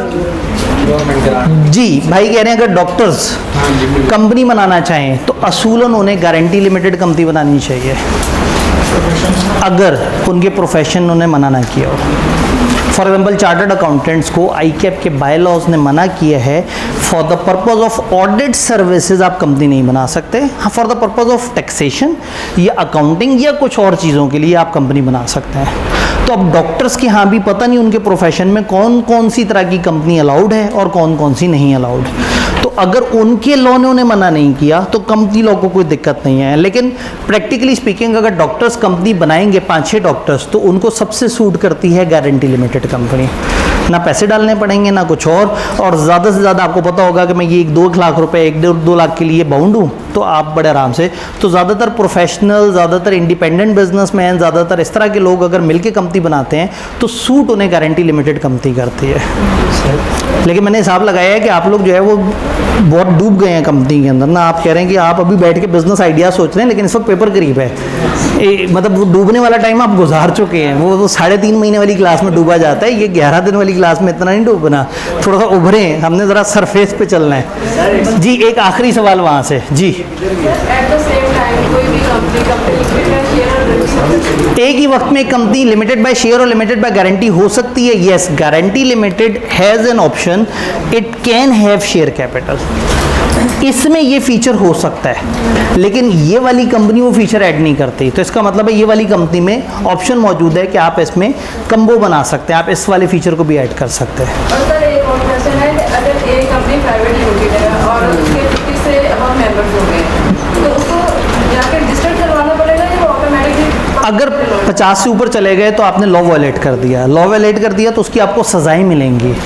इसकी बाकायदा पेनल्टी होती है, हमारी किताब में नहीं लिखी, पेनल्टी पड़ती है। फिर आपको ज़बरदस्ती वो शिफ्ट करते हैं दूसरे मोड में, प्लस आपसे वो जुर्माना भी लेते हैं कि आपने क्यों रूल्स को फॉलो नहीं किया। नहीं सर, जैसे आपने बोला कि 48 पहले मेंबर्स थे और 3 और उनके बच्चे भी ऐड होना चाह रहे हैं, तो असूलन उन्होंने चौरस्ता बता दिया कि तीनों को इकट्ठे शेयर दे दो तो 49 हो जाएंगे मेंबर्स।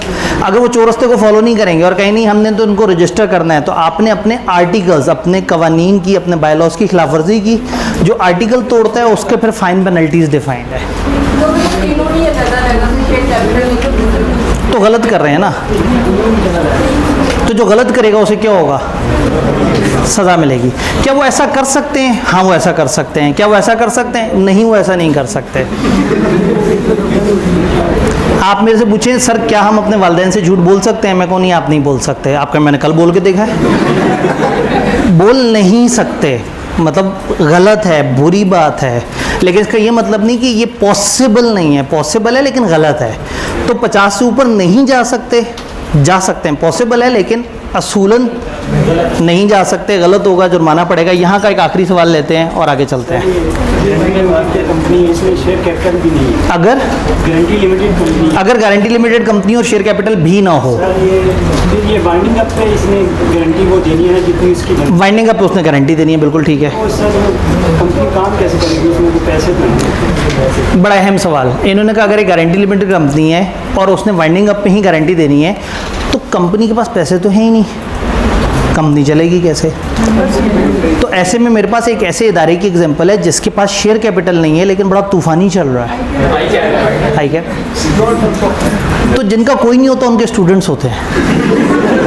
स्टूडेंट सब्सक्रिप्शंस देते हैं, पेपरों की फ़ी देते हैं, मेंबर सब्सक्रिप्शन देते हैं, कॉलेज की फ़ी देते हैं। मैं बहैसियत मेंबर, बहैसियत RAT का ओनर, बहैसियत HOC, ये जो आपका माइक्रोसॉफ्ट ऑफिस है, PPE, इन सब के मिला के हमें सालाना 5 लाख से ऊपर देने होते हैं।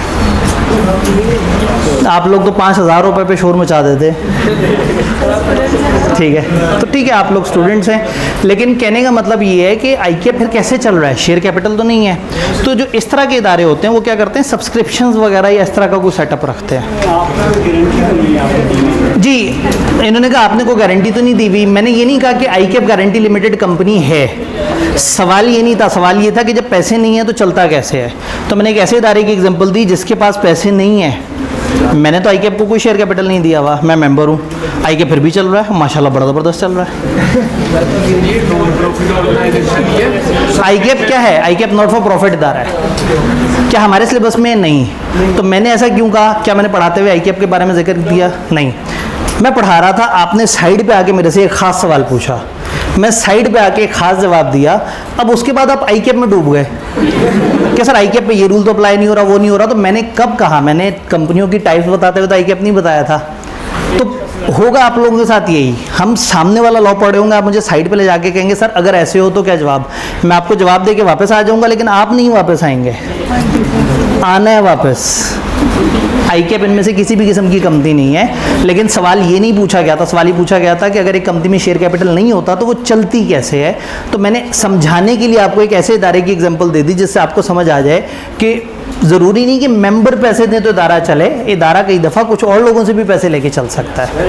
ऐसा हो सकता है कि कुछ अमाउंट दे दे और कुछ की गारंटी दे दे। जी, क्या ऐसा हो सकता है कि कुछ अमाउंट दे और कुछ की गारंटी दे दे? जी बिल्कुल, मैंने एक मिक्स कंपनी बता दी है यहाँ पे, इसमें ऐसा हो सकता है। वापस इधर चलते हैं और इसके लिए अब हमें लेवल 2 पे भी जाना पड़ेगा। सेंटर वाला नहीं बंद हो रहा, ऊपर ये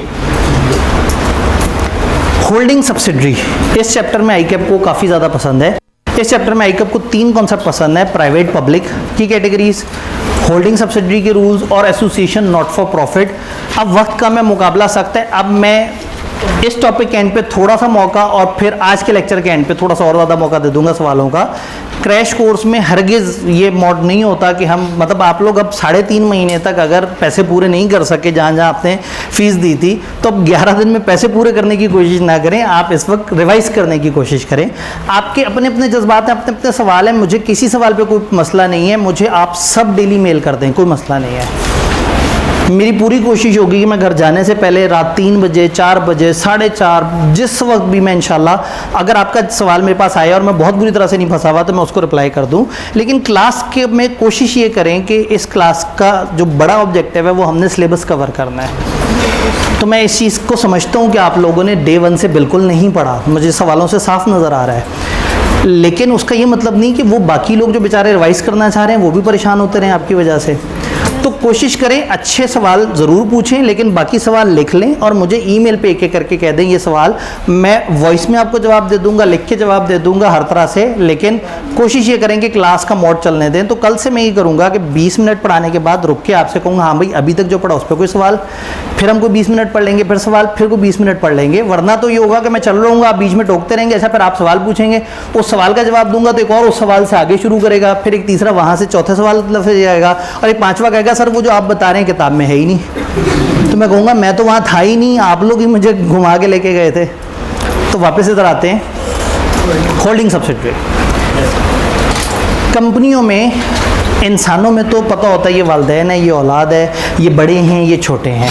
कंपनियां तो कमर्शियल एंटिटीज़ हैं, तो अगर हमने कंपनियों में ये हिसाब लगाना हो कि बड़ी कंपनी कौन सी है और छोटी कंपनी कौन सी है, कौन सी ऐसी कंपनी है जो दूसरे को कंट्रोल कर रही है, तो जो कंपनी किसी दूसरी कंपनी को कंट्रोल कर सकती है तो उस बड़ी कंपनी को हम कहेंगे होल्डिंग कंपनी, उसने होल्ड किया हुआ दूसरी कंपनी को। और जो मातहत कंपनी है, नीचे कंपनी, उसे हम कहेंगे सब्सिडरी। तो कंपनियों में कॉन्सेप्ट होता है होल्डिंग और सब्सिडरी का। आप टेक्स्ट में भी हल्का फुल्का इसके बारे में पढ़ते हैं। लॉ के मुताबिक किसी कंपनी को सब्सिडरी बनाने के 3 तरीके हैं। तरीका नंबर 1, आप उस कंपनी के आधे से ज़्यादा शेयर्स खरीद लें, चाहे डायरेक्ट खरीद लें चाहे इनडायरेक्ट खरीद लें। हमारी कंपनी किसी और कंपनी की अगर आधे से ज़्यादा शेयर्स की मालिक बन जाए खरीद के, तो दूसरी कंपनी हमारी सब्सिडरी बन जाएगी। एक तरीका, अभी छोटे लेवल पे हम बात कर रहे हैं। दूसरा तरीका, अगर एक कंपनी के पास कानूनन ये इख्तियार आ जाए कि दूसरी कंपनी के मेजॉरिटी डायरेक्टर्स अपॉइंट कर सकती है, अगर एक कंपनी दूसरी कंपनी के majority of the directors appoint करने का इख्तियार हासिल कर ले, तो ये होल्डिंग बन जाएगी। हो सकता है इस कंपनी ने उसे लोन दिया हो 2 करोड़ का, और उस गरीब बेचारी कंपनी का शेयर कैपिटल 10 लाख का। अब 10 लाख वाली कंपनी को अगर आप लोन देंगे और वो भाग गई, तो आपका तो नुकसान है। तो हबीब बैंक ने अगर किसी को 2 करोड़ का लोन दिया और शेयर कैपिटल 10 लाख है, तो हबीब बैंक कहेगा अच्छा तुम्हारे 7 में से 4 मेरे डायरेक्टर्स होंगे, ताकि मैं देखता रहूँगी तुम लोग कंपनी गलत ना चलाओ। तो हबीब बैंक को इख्तियार मिल गया उस कंपनी के डायरेक्टर्स में से आधे से ज़्यादा अपॉइंट करने का। तो हम कहेंगे कि हबीब बैंक चला रहा है उस कंपनी को, होल्ड कर रहा है उस कंपनी को। होल्डिंग वो है जो कंट्रोल कर रहा है, सब्सिडरी वो है जो मातहत है, कंट्रोल हो रही है। तो एक ऑप्शन है कि आधे से ज़्यादा शेयर्स खरीद लें जिन पे वोटिंग पावर हो। एक तरीका ये है कि आधे से ज़्यादा डायरेक्टर्स अपॉइंट करने की पावर आ जाए। एक तीसरा तरीका है, आपकी सब्सिडरी के अंदर जो सब्सिडरी आ रही है वो भी ऑटोमेटिकली आपकी सब्सिडरी बन जाएगी। तो अगर आपने कंपनी के शेयर्स भी नहीं खरीदे और उसके डायरेक्टर अपॉइंट करने की पावर भी नहीं आई, आपने ढूंढा उसकी होल्डिंग कौन सी है और गए और उस होल्डिंग को अपनी सब्सिडरी बना लिया, तो आपकी सब्सिडरी की सब्सिडरी आपकी सब्सिडरी बन जाएगी। आपकी सब्सिडरी की सब्सिडरी की सब्सिडरी भी, सबसे पहले कि आप सवाल पूछें, आपकी सब्सिडरी की सब्सिडरी की सब्सिडरी की सब्सिडरी की सब्सिडरी भी सब्सिडरी ही कहलाएगी। ये लेयर्स कहलाती हैं, होल्डिंग की सब्सिडरी की सब्सिडरी की सब्सिडरी। ये आखिरी वाली कंपनी भी पहली वाली कंपनी की भी सब्सिडरी है, इसकी भी सब्सिडरी है, इसकी भी सब्सिडरी है, इसकी भी सब्सिडरी है। ये लेयर्स होती हैं। आपके नीचे आपकी जितनी भी लेयर्स हैं वो सारी आपकी सब्सिडरीज हैं। लेयर का मतलब आपके नीचे सब्सिडरीज का कितना जाल बिछा हुआ है, नीचे की सब्सिडरीज, उससे नीचे की सब्सिडरीज, उससे नीचे की सब्सिडरी। एक कंपनी एक वक्त में कितनी लेयर्स रख सकती है लौने का हम बता देंगे, और उसके बाद खुद भूल गए कि उन्होंने लिखा था हम बता देंगे, तो हमारे सिलेबस में बताया कुछ नहीं है, लेकिन ये उन्होंने कह दिया है कि आप उतनी सब्सिडरीज रख सकते हैं लेयर्स जितनी हम बता देंगे। अब पहले पॉइंट की तरफ मैं ज़रा दोबारा वापस आऊँगा। अगर एक कंपनी ने दूसरे के आधे से ज़्यादा शेयर्स डायरेक्टली या ये इनडायरेक्टली में लेयर्स भी आ जाते हैं। मैंने खरीदे कंपनी के 10%, अपनी सब्सिडरी से कहा तुम खरीदो 20%, और उसकी सब्सिडरी से कहा तुम खरीदो 25%। 10 मैंने खरीदे हुए, 20 इसने खरीदे हुए, 25 इसने खरीदे हैं। 10 + 20 + 25 कितने हो गए? वो वाली कंपनी में मेरी सब्सिडरी बन जाएगी। हालांकि मेरे अपने पास कितने, ये डायरेक्टली और इनडायरेक्टली वाला रूल बड़ा इंपॉर्टेंट है। मैं बड़े अरसे से लोगों से कह रहा होता था कि डायरेक्टली इनडायरेक्टली के रूल को देख लें, आईकेप कभी भी सवाल पूछ लेगा, और आईकेप हमेशा यहाँ से रट्टे का सवाल पूछता था। एक अटेम्प्ट में आईकेप बहुत ही जोश में आ गया, उसने एक बड़ा सा टेबल ही नहीं दे दिया, 5 कंपनियों की 5 कंपनियों में शेयर होल्डिंग बता दी, और कहा सर बताओ इनमें से कौन कौन किसकी होल्डिंग सब्सिडरी है। तो अभी जब आप लोगों को पास पेपर की वीडियो मिलेगी तो वो वीडियो ही अलग से मिलेगी। वो सवाल ऐसा है कि उसकी मैंने वीडियो ही अलग बनाई है। बाकी सारे सवाल जितनी देर में कवर हो रहे हैं वो एक अकेला सवाल उतनी देर में डिस्कस होता है। तो होल्डिंग सब्सिडरी, किसी कंपनी को सब्सिडरी बनाने के 3 तरीके समझ आए। आधे से ज़्यादा शेयर्स खरीद लिए, मेजॉरिटी डायरेक्टर्स अपॉइंट करने की पावर हासिल कर ली, या सब्सिडरी की सब्सिडरी। तो इसकी लैंग्वेज थोड़ी सी टेढ़ी बांकी है, लेकिन बात ईजी सी है। होल्डिंग कंपनी कैसे कहते हैं, बड़ी आउट क्लास डेफिनेशन है। A company which is another company is holding company if but only if that other company is it's subsidiary. किसी कंपनी को दूसरे की होल्डिंग सिर्फ तभी कहा जा सकता है जब वो दूसरी कंपनी पहले वाली की सब्सिडरी है। तो ये भी बकवास डेफिनेशन है, क्रॉस किया। सब्सिडरी किसी भी होल्डिंग कंपनी के हिसाब से वो कंपनी जिसमें आप कंपोजिशन ऑफ द बोर्ड को कंट्रोल करते हैं। और कंपोजिशन ऑफ बोर्ड नॉर्मली कैसे कंट्रोल होती है, जब आप majority of the directors appoint कर सकें, या आप एक्सरसाइज या कंट्रोल करें more than 1/2 of voting security either by itself or through together with one or more of its. अगर एक कंपनी के आधे से ज़्यादा शेयर खुद खरीदें या अपनी सब्सिडरी कंपनीज के थ्रू खरीदें। फिर किताब में लेयर का कॉन्सेप्ट भी है कि लेयर कहते हैं एक कंपनी के नीचे की सब्सिडरी और उसके नीचे की सब्सिडरीज। जब हम सब्सिडरी की बात करते हैं तो यहाँ पे कॉन्सेप्ट हमारे पास आ जाता है होली ओन्ड सब्सिडरी का। अगर एक कंपनी के 100% शेयर्स दूसरी कंपनी खरीद ले तो जो नीचे वाली कंपनी है वो क्या बन जाएगी, होली ओन्ड सब्सिडरी बन जाएगी। इससे पहले कि आप परेशान हो गए तो एसएमसी बन गया, मैं चैप्टर 10 में आके इस वाले की एक एक्सेप्शन बताऊंगा। तो चैप्टर 10 से पहले इस पर परेशान नहीं होना कि सारे शेयर्स खरीदने से ये तो एक ही मालिक बन जाएगा, वहाँ पे इसका एक्सक्लूशन भी है। क्या ये बात समझ आई? यहाँ पे अगर कुछ छोटे मोटे सवाल हैं, चूँकि हम फिर एसोसिएशन नॉट फॉर प्रॉफिट पढ़ के और आज की डिस्कशन ख़त्म करते हैं, ताकि आज ऑलरेडी देर से स्टार्ट हुआ है और फिर आप लोग जो है वो फिर परेशान ना हो, या घर वालों को आप बता के आए हुए हो तो घर वाले कहें बच्चा पढ़ना शुरू हो गया है। जी होल्डिंग सब्सिडरी में कोई सवाल? जी वोटिंग सिक्योरिटीज़ कई तरह की होती हैं। आप डिबेंचर भी खरीदते हैं कंपनियों के, प्रेफरेंस शेयर्स भी खरीदते हैं, ऑर्डिनरी शेयर्स भी। तो ज़्यादातर ऑर्डिनरी शेयर्स में ना वोटिंग पावर होती है। तो कुछ ऐसी चीज़ें होती हैं जो आप खरीदते तो हैं दूसरी कंपनी के, लेकिन आपको वोटिंग पावर नहीं मिलती। तो अगर एक कंपनी ने दूसरी के प्रेफरेंस शेयर्स खरीदे हुए हैं तो उसके पास वोटिंग पावर नहीं आई। तो हम कह रहे हैं कि जो वो वाले शेयर्स जिनमें वोटिंग पावर होती है ना, वो अगर आधे से ज़्यादा खरीदे तो फिर वो सब्सिडरी बनेगी। जी जी जी जी एक दफ़ा 1 2 3 कर दीजिएगा ज़रा। जी जी इन्होंने कहा कि जो क्रेडिटर डायरेक्टर अपॉइंट करता है वो तो उससे इजाफी होता है। क्रेडिटर के डायरेक्टर अपॉइंटमेंट का जैसे मैंने यहाँ रूल बताया, तो मैं बता रहा हूँ कि हबीब बैंक ने अगर आधे से ज़्यादा अपॉइंट कर लिए डायरेक्टर्स तो वो तो टोटल बोर्ड कितना है 7 का, और आधे से ज़्यादा किसके हैं, हबीब बैंक के। तो हबीब बैंक क्या बन गया, होल्डिंग बन गया। अब ये डिबेट ही अलग है कि हबीब बैंक के क्रेडिटर को हम कानून की नज़र में किस किस्म का, हबीब बैंक के डायरेक्टर को कानून की नज़र में कौन सा डायरेक्टर काउंट करेंगे, लेकिन वो डायरेक्टर तो है। जी होल्डिंग सब्सिडरी पे कोई सर, अगर किसी कंपनी के जो डायरेक्टर अगर वो अपनी सब्सिडरीज के थ्रू उसके अंदर मेजॉरिटी डायरेक्टर्स, जी अगर एक कंपनी के डायरेक्टर्स अपनी इन्वेस्टमेंट की वजह से कहीं पे डायरेक्टर अपॉइंट कर सकें तो कंपनी के डायरेक्टर्स अपॉइंट कर रहे हैं। हम होल्डिंग उस कंपनी को कहते हैं जो कंपनी दूसरी कंपनी पे मेजॉरिटी अपॉइंट कर सके। कंपनी अलग शख्सियत है, उसके डायरेक्टर अलग लोग हैं। अगर एक कंपनी के 3 डायरेक्टर्स ने 80% शेयर्स खरीदे हुए किसी कंपनी के, तो वो 3 ने अपनी इंसानी कैपेसिटी में खरीदे हुए हैं, कंपनी ने नहीं खरीदे हुए। तो कंपनी की कैपेसिटी इंपॉर्टेंट है। लास्ट सवाल होल्डिंग सब्सिडरी का, फिर हम नॉट फॉर प्रॉफिट की तरफ आते हैं। तीन कंपनी है ए, बी और सी। ठीक है। ए की सब्सिडरी है बी और बी की सब्सिडरी है सी। ठीक है। के पास बी के शेयर वगैरह है, 51% जो है ना उसके पास वोटिंग पावर। ए के पास किसकी? बी की। ए ने बी के 51% शेयर्स खरीदे हुए हैं, स्टेप 1। आगे और जो सी है उसने ए के 51%। सी ने ए के। तो एक काम करते हैं, तरतीब सीधी कर लेते हैं, बंदे आपके तरह थोड़े से आगे पीछे हो रहे हैं। सी सबसे ऊपर है, उसने 51%, नहीं आपने ए से कहानी स्टार्ट की, फिर बाद में एक सी का जिक्र किया, तो फिर मुझे तरतीब सीधी करने देना। सी ने 51% ए के खरीदे हुए हैं और ए ने 51% बी के खरीदे हुए हैं। और बी सी की जो सी है वो बी की सब्सिडरी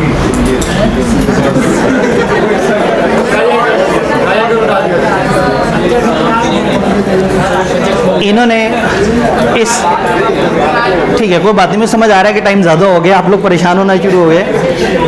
तो वो उन्होंने सब्सिडरी से होल्डिंग के शेयर्स खरीदवा दिए। पहली बात ये है कि सब्सिडरी वो करती है जो होल्डिंग कहती है। होल्डिंग उसे ये नहीं कहेगी कि तुम मेरे शेयर्स खरीद लो, और होल्डिंग के शेयर होल्डिंग के पास है ही नहीं, वो कहाँ पड़े हुए हैं, मार्केट में। और मार्केट में वो शेयर्स किसकी इजाज़त से खरीदेगी, होल्डिंग की इजाज़त से। तो होल्डिंग उसे इजाज़त नहीं देगी। फ़र्ज़ करें अगर आपके जहन में ये कॉन्सेप्ट आ रहा है, परेशान नहीं होना, सेक्शन 87 सब सेक्शन 3 ने मना किया हुआ है, वो जाके पढ़ लें। एक्सप्रेसली मना किया हुआ, हमारे सिलेबस में नहीं है। जी सर, एक सब्सिडरी की 2 होल्डिंग हो सकती है? एक सब्सिडरी की 2 होल्डिंग हो सकती है, 100% हो सकती है। मैंने तो यहाँ एक सब्सिडरी की 4-5 होल्डिंग बना दी थी, तो एक कंपनी की काफ़ी होल्डिंग्स हो सकती हैं, इसमें कोई मसला नहीं है। डायरेक्टर्स वाले रूल से जो होल्डिंग होगा वो डायरेक्टर के बोर्ड को कंट्रोल करेगा, और जो मेंबर्स के रूल से होल्डिंग होगी वो मेंबर्स के डिसीजन को वो करेगी। आगे चलते हैं, फाइनली हम आगे जाने का वक्त आ गया। अब हम इस टॉपिक के एंड पे सवाल पूछेंगे, तब जब बाकी लोग निकल रहे होंगे तो सवाल भी साथ साथ ले लेंगे, क्योंकि मुझे थोड़ा सा ही परेशानी है कि आप लोग ज़्यादा परेशान ना हो जाए। जी, association not for profit, company law ने हमें एक ख़ास नॉट फॉर प्रॉफिट इदारे को रजिस्टर करने की ऑप्शन दे दी है।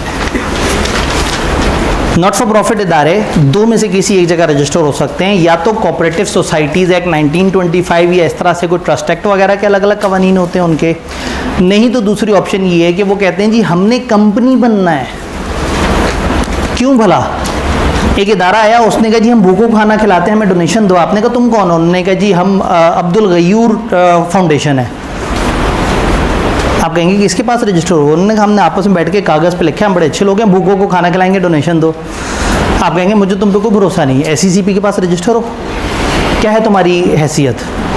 हाँ, लेकिन अगर कोई आगे कहेगा हम SECP के अंदर रजिस्टर हैं और हमने SECP से लाइसेंस लिया हुआ है, अब आपको इनको डोनेशन देते हुए ज़रा फिर भी बेहतर फील होगा।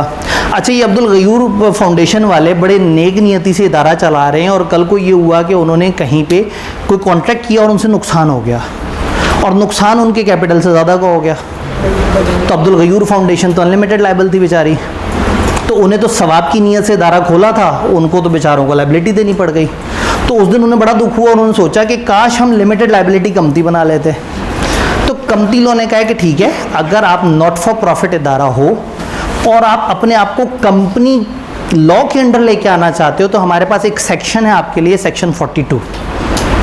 ये वाहिद सेक्शन है जो हमारे सिलेबस में सेक्शन के नंबर से बताया जाता है। आईके पेपर में सेक्शन नंबर के हिसाब से सवाल नहीं पूछता, लेकिन पिछले 25 साल में आईके ने एक दफ़ा एक सेक्शन नंबर के साथ पूछा है, वो सेक्शन 42 है। ये सेक्शन 42 वाली कंपनियां कहलाती हैं, ये काफ़ी मशहूर कंपनी है। तो सेक्शन 42 ने ये इजाज़त दी है कि अगर एक नॉट फॉर प्रॉफिट इदारा चाहता है कि कंपनी लॉ की छतरी के अंडर आ जाए, तो नंबर 1 उसे SECP के पास जाना पड़ेगा। ये क्या चीज़ होती है? Security and exchange commission of Pakistan, जिसका हेड ऑफिस इस्लामाबाद में और पाकिस्तान भर में इनके जोनल ऑफिसेज वगैरह भी हैं। सिलेबस में इसका भी इंट्रोडक्शन है, लेकिन वक्त थोड़ा सा अब कम है। SECP कहता है तुम 4 रूल्स फॉलो करो, हम तुम्हें रजिस्टर कर लेंगे। पहला रूल, एक ऑब्जेक्ट्स की लिस्ट डिफाइन की हुई है कि इसमें से किसी को फॉलो करोगे तो रजिस्टर करेंगे। 12 के करीब ऑब्जेक्ट्स बताए हुए हैं, उन्होंने कहा इन 12 में से किसी एक को फॉलो कर लो तो हम तुम्हें रजिस्टर कर लेंगे। फिर दूसरा रूल, उन्होंने कहा मेंबर्स पे पाबंदी लगा दो, खबरदार आपको डिविडेंड नहीं मिलेगा, क्योंकि कंपनियों में तो डिविडेंड मिला करते हैं। तो उन्होंने कहा आप कंपनी तो हो, लेकिन वो कंपनी नहीं हो जो डिविडेंड देती है, तो पाबंदी होगी डिविडेंड देने पे। तीसरा रूल, आप अपने प्रॉफिट या सरप्लस अपने मेंबर्स में नहीं बांटेंगे, तो कहाँ बांटेंगे? अपने ऑब्जेक्ट्स की प्रमोशन में लगाएंगे। अगर आपके पास कोई सरप्लस हुआ, जैसे अब आईकैप है, आईकैप फंस गया बेचारा इस रूल के बाद।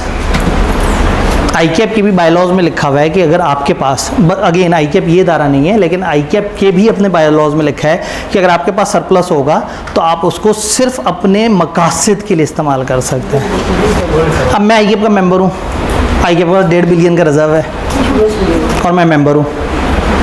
सोचें, कनेक्शन सोचें, 10,000 मेंबर्स, 1.5 बिलियन रिजर्व, डिविडेंड पैसे नोटू, लेकिन नहीं, वो डिविडेंड नहीं देंगे, वो हमेशा अपने ऑब्जेक्ट्स की प्रमोशन पे लगाएंगे।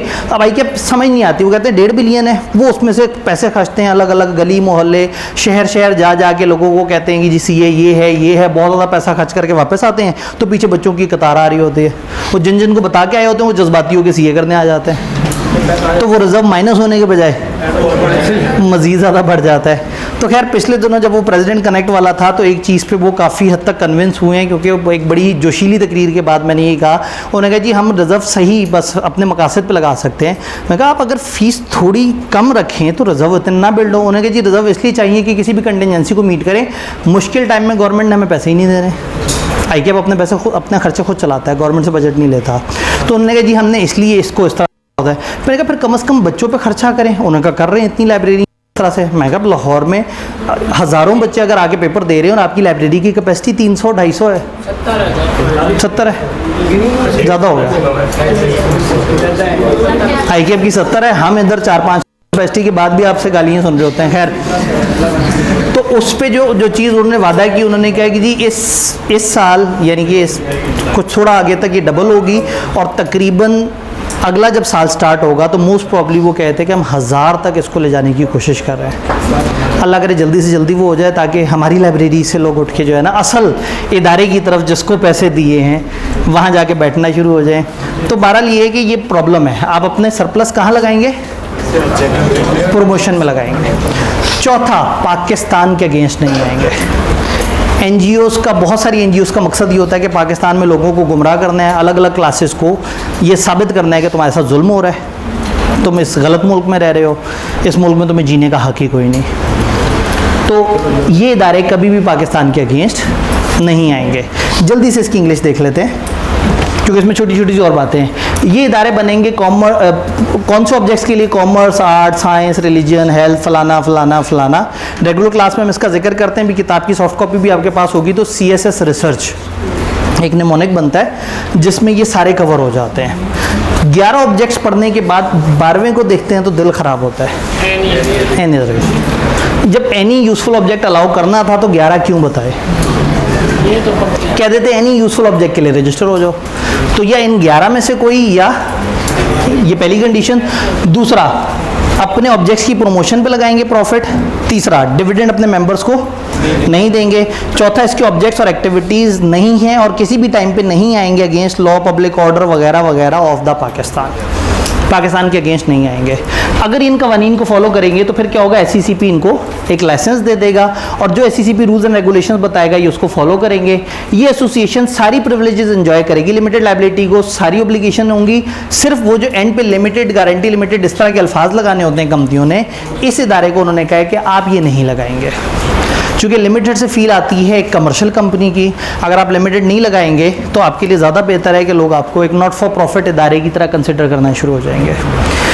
ये लाइसेंस कभी भी रिवोक कर सकता है SCCP आपको एक नोटिस देगा कि जी आपने कुछ गलत किया है, आपको एक अपॉर्चुनिटी दी जाएगी और अगर आप साबित ना कर सके तो फिर रजिस्ट्रार आपके एंडिंग वर्ड्स भी ऐड कर देगा और आपका लाइसेंस कैंसिल कर देगा। सवाल ये है कि वो लाइसेंस कैंसिल क्यों कर सकता है? तो एक रट्टे वाली लिस्ट है। अगर आपने इनमें से कोई गिरी हुई हरकत की है तो लाइसेंस कैंसिल हो जाएगा। इनकी रीज़न क्या है वो एक अलग चक्कर है, लेकिन हमने इसे याद करना है। अगर आपने सेक्शन या कनेक्टेड रेगुलेशन को फॉलो ना किया, कंपनी के अफेयर्स गलत तरीके से चल रहे हैं, company terms and condition of license को फॉलो नहीं कर रही, कंपनी ने 2 लगातार फाइनेंशियल स्टेटमेंट्स जमा नहीं कराई रजिस्ट्रार को, कंपनी पाकिस्तान के अगेंस्ट आ गई, कंपनी के मेंबर्स 3 से नीचे चले गए, या कंपनी बनाई गई है अनलॉफुल फ्रॉडुलेंट एक्टिविटी के लिए, कंपनी रन या मैनेज हो रही है उन लोगों से जो अकाउंट्स गलत बना रहे हैं, वो लोग जो टेररिस्ट फाइनेंसिंग कर रहे हैं, वो लोग जो कि मेमोरेंडम या आर्टिकल, ये 2 डॉक्यूमेंट है जिसके तहत कंपनी बनती है, उसको फॉलो नहीं कर रहे, ये कंपनी पिछले 1 साल से काम नहीं कर रही, या उनको मुनासिब लगता है कि इस कंपनी को बंद हो जाना चाहिए। It is just an equitable के लाइसेंस शुड बी रिवोक्ड। वो लाइसेंस रिवोक कर देंगे, कर दिया लाइसेंस रिवोक। अब क्या होगा? अब एक सीरीज़ ऑफ एक्टिविटीज़ होगी। सबसे पहले तो आपको रोक देंगे, वो कहेंगे अब आपने काम धंधा बंद कर देना है। फिर वो आपसे कहेंगे अपने नाम के साथ लिमिटेड जो लफ्ज़ माइनस हुआ था वो ऐड कर दें। फिर वो कहेंगे अब आपने डोनेशंस नहीं लेनी। फिर वो आपसे कहेंगे कि आप अपने सारे एसेट्स उठाएं और अपने जैसे किसी और इदारे को ट्रांसफ़र कर दें जो आइडियली उसी लाइसेंस को फॉलो कर रहा हो जो आपके पास भी है। जब आप उसे फॉलो करें तो थोड़ा सा खर्चा पानी रख लेना है। आपने कहा अरे क्यों? खुश हो गए कि शायद हमें मिलने वाला है। उन्होंने कहा इसलिए कि तुम अपनी कंपनी को सही से वाइंड अप कर सको। खर्चा रख लेना है किसी और इदारे को ट्रांसफ़र करके, फिर आपने बता देना है रजिस्ट्रार को कि हम लोगों ने ये सारा काम कर लिया। रजिस्ट्रार कहेगा वेरी गुड, बहुत अच्छा किया आपने, अब एक काम करो अपने इदारे को बंद करने के प्रोसेस की तरफ आ जाओ।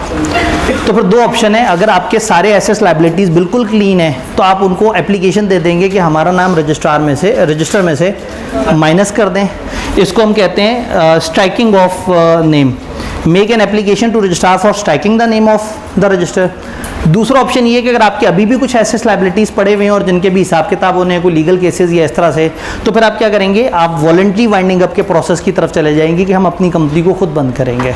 तो इसमें स्टेप बाय स्टेप है, कंपनी एक्टिविटीज़ रोक देगी, सिवाय पैसे रिकवर करने के वो रिकवर करेंगे, डोनेशंस बंद कर देंगे, नेट एसेट सेक्शन 42 वाली किसी और कंपनी को दे देंगे, कुछ रीजनेबल खर्चे रोक लेंगे वाइंडिंग अप वगैरह के लिए। ट्रांसफर्स के बाद मेंबर या ऑफिसर पहली कंपनी के अगले 5 साल तक अगली वाली कंपनी में नहीं जा सकते।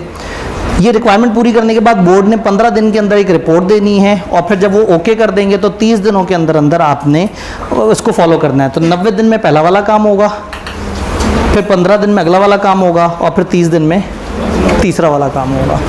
तो सीलों में ये चीज़ इंपॉर्टेंट है कि कौन सी चीज़ कितने दिन में होनी है। तो अगर आप गौर से देखें तो है तो तकरीबन 1.5-2 सफ़े का टॉपिक, लेकिन वो लिस्ट भी याद करने वाली है कि लाइसेंस क्यों रिवोक होगा, ये प्रोसेस भी याद करने वाला है, और इससे पीछे वो जो 11-12 कंडीशंस थी वो भी याद करने वाली हैं। तो ऐसे में इस चैप्टर में जो 3 लाजमी लिखने वाले टॉपिक्स हैं वो प्राइवेट पब्लिक कंपनी की शराइत, होल्डिंग सब्सिडी की शराइत, और ये वाला पूरा टॉपिक अपने तमाम चीज़ों समेत। तो अभी हमने इसमें SECP रजिस्ट्रार का हल्का सा इंट्रोडक्शन है वो नहीं किया, और जो इनकॉर्पोरेशन से रिलेटेड बातें वो मैंने कल के लिए छोड़ी हैं क्योंकि वो कल के चैप्टर के साथ ज़्यादा कनेक्ट करती हैं।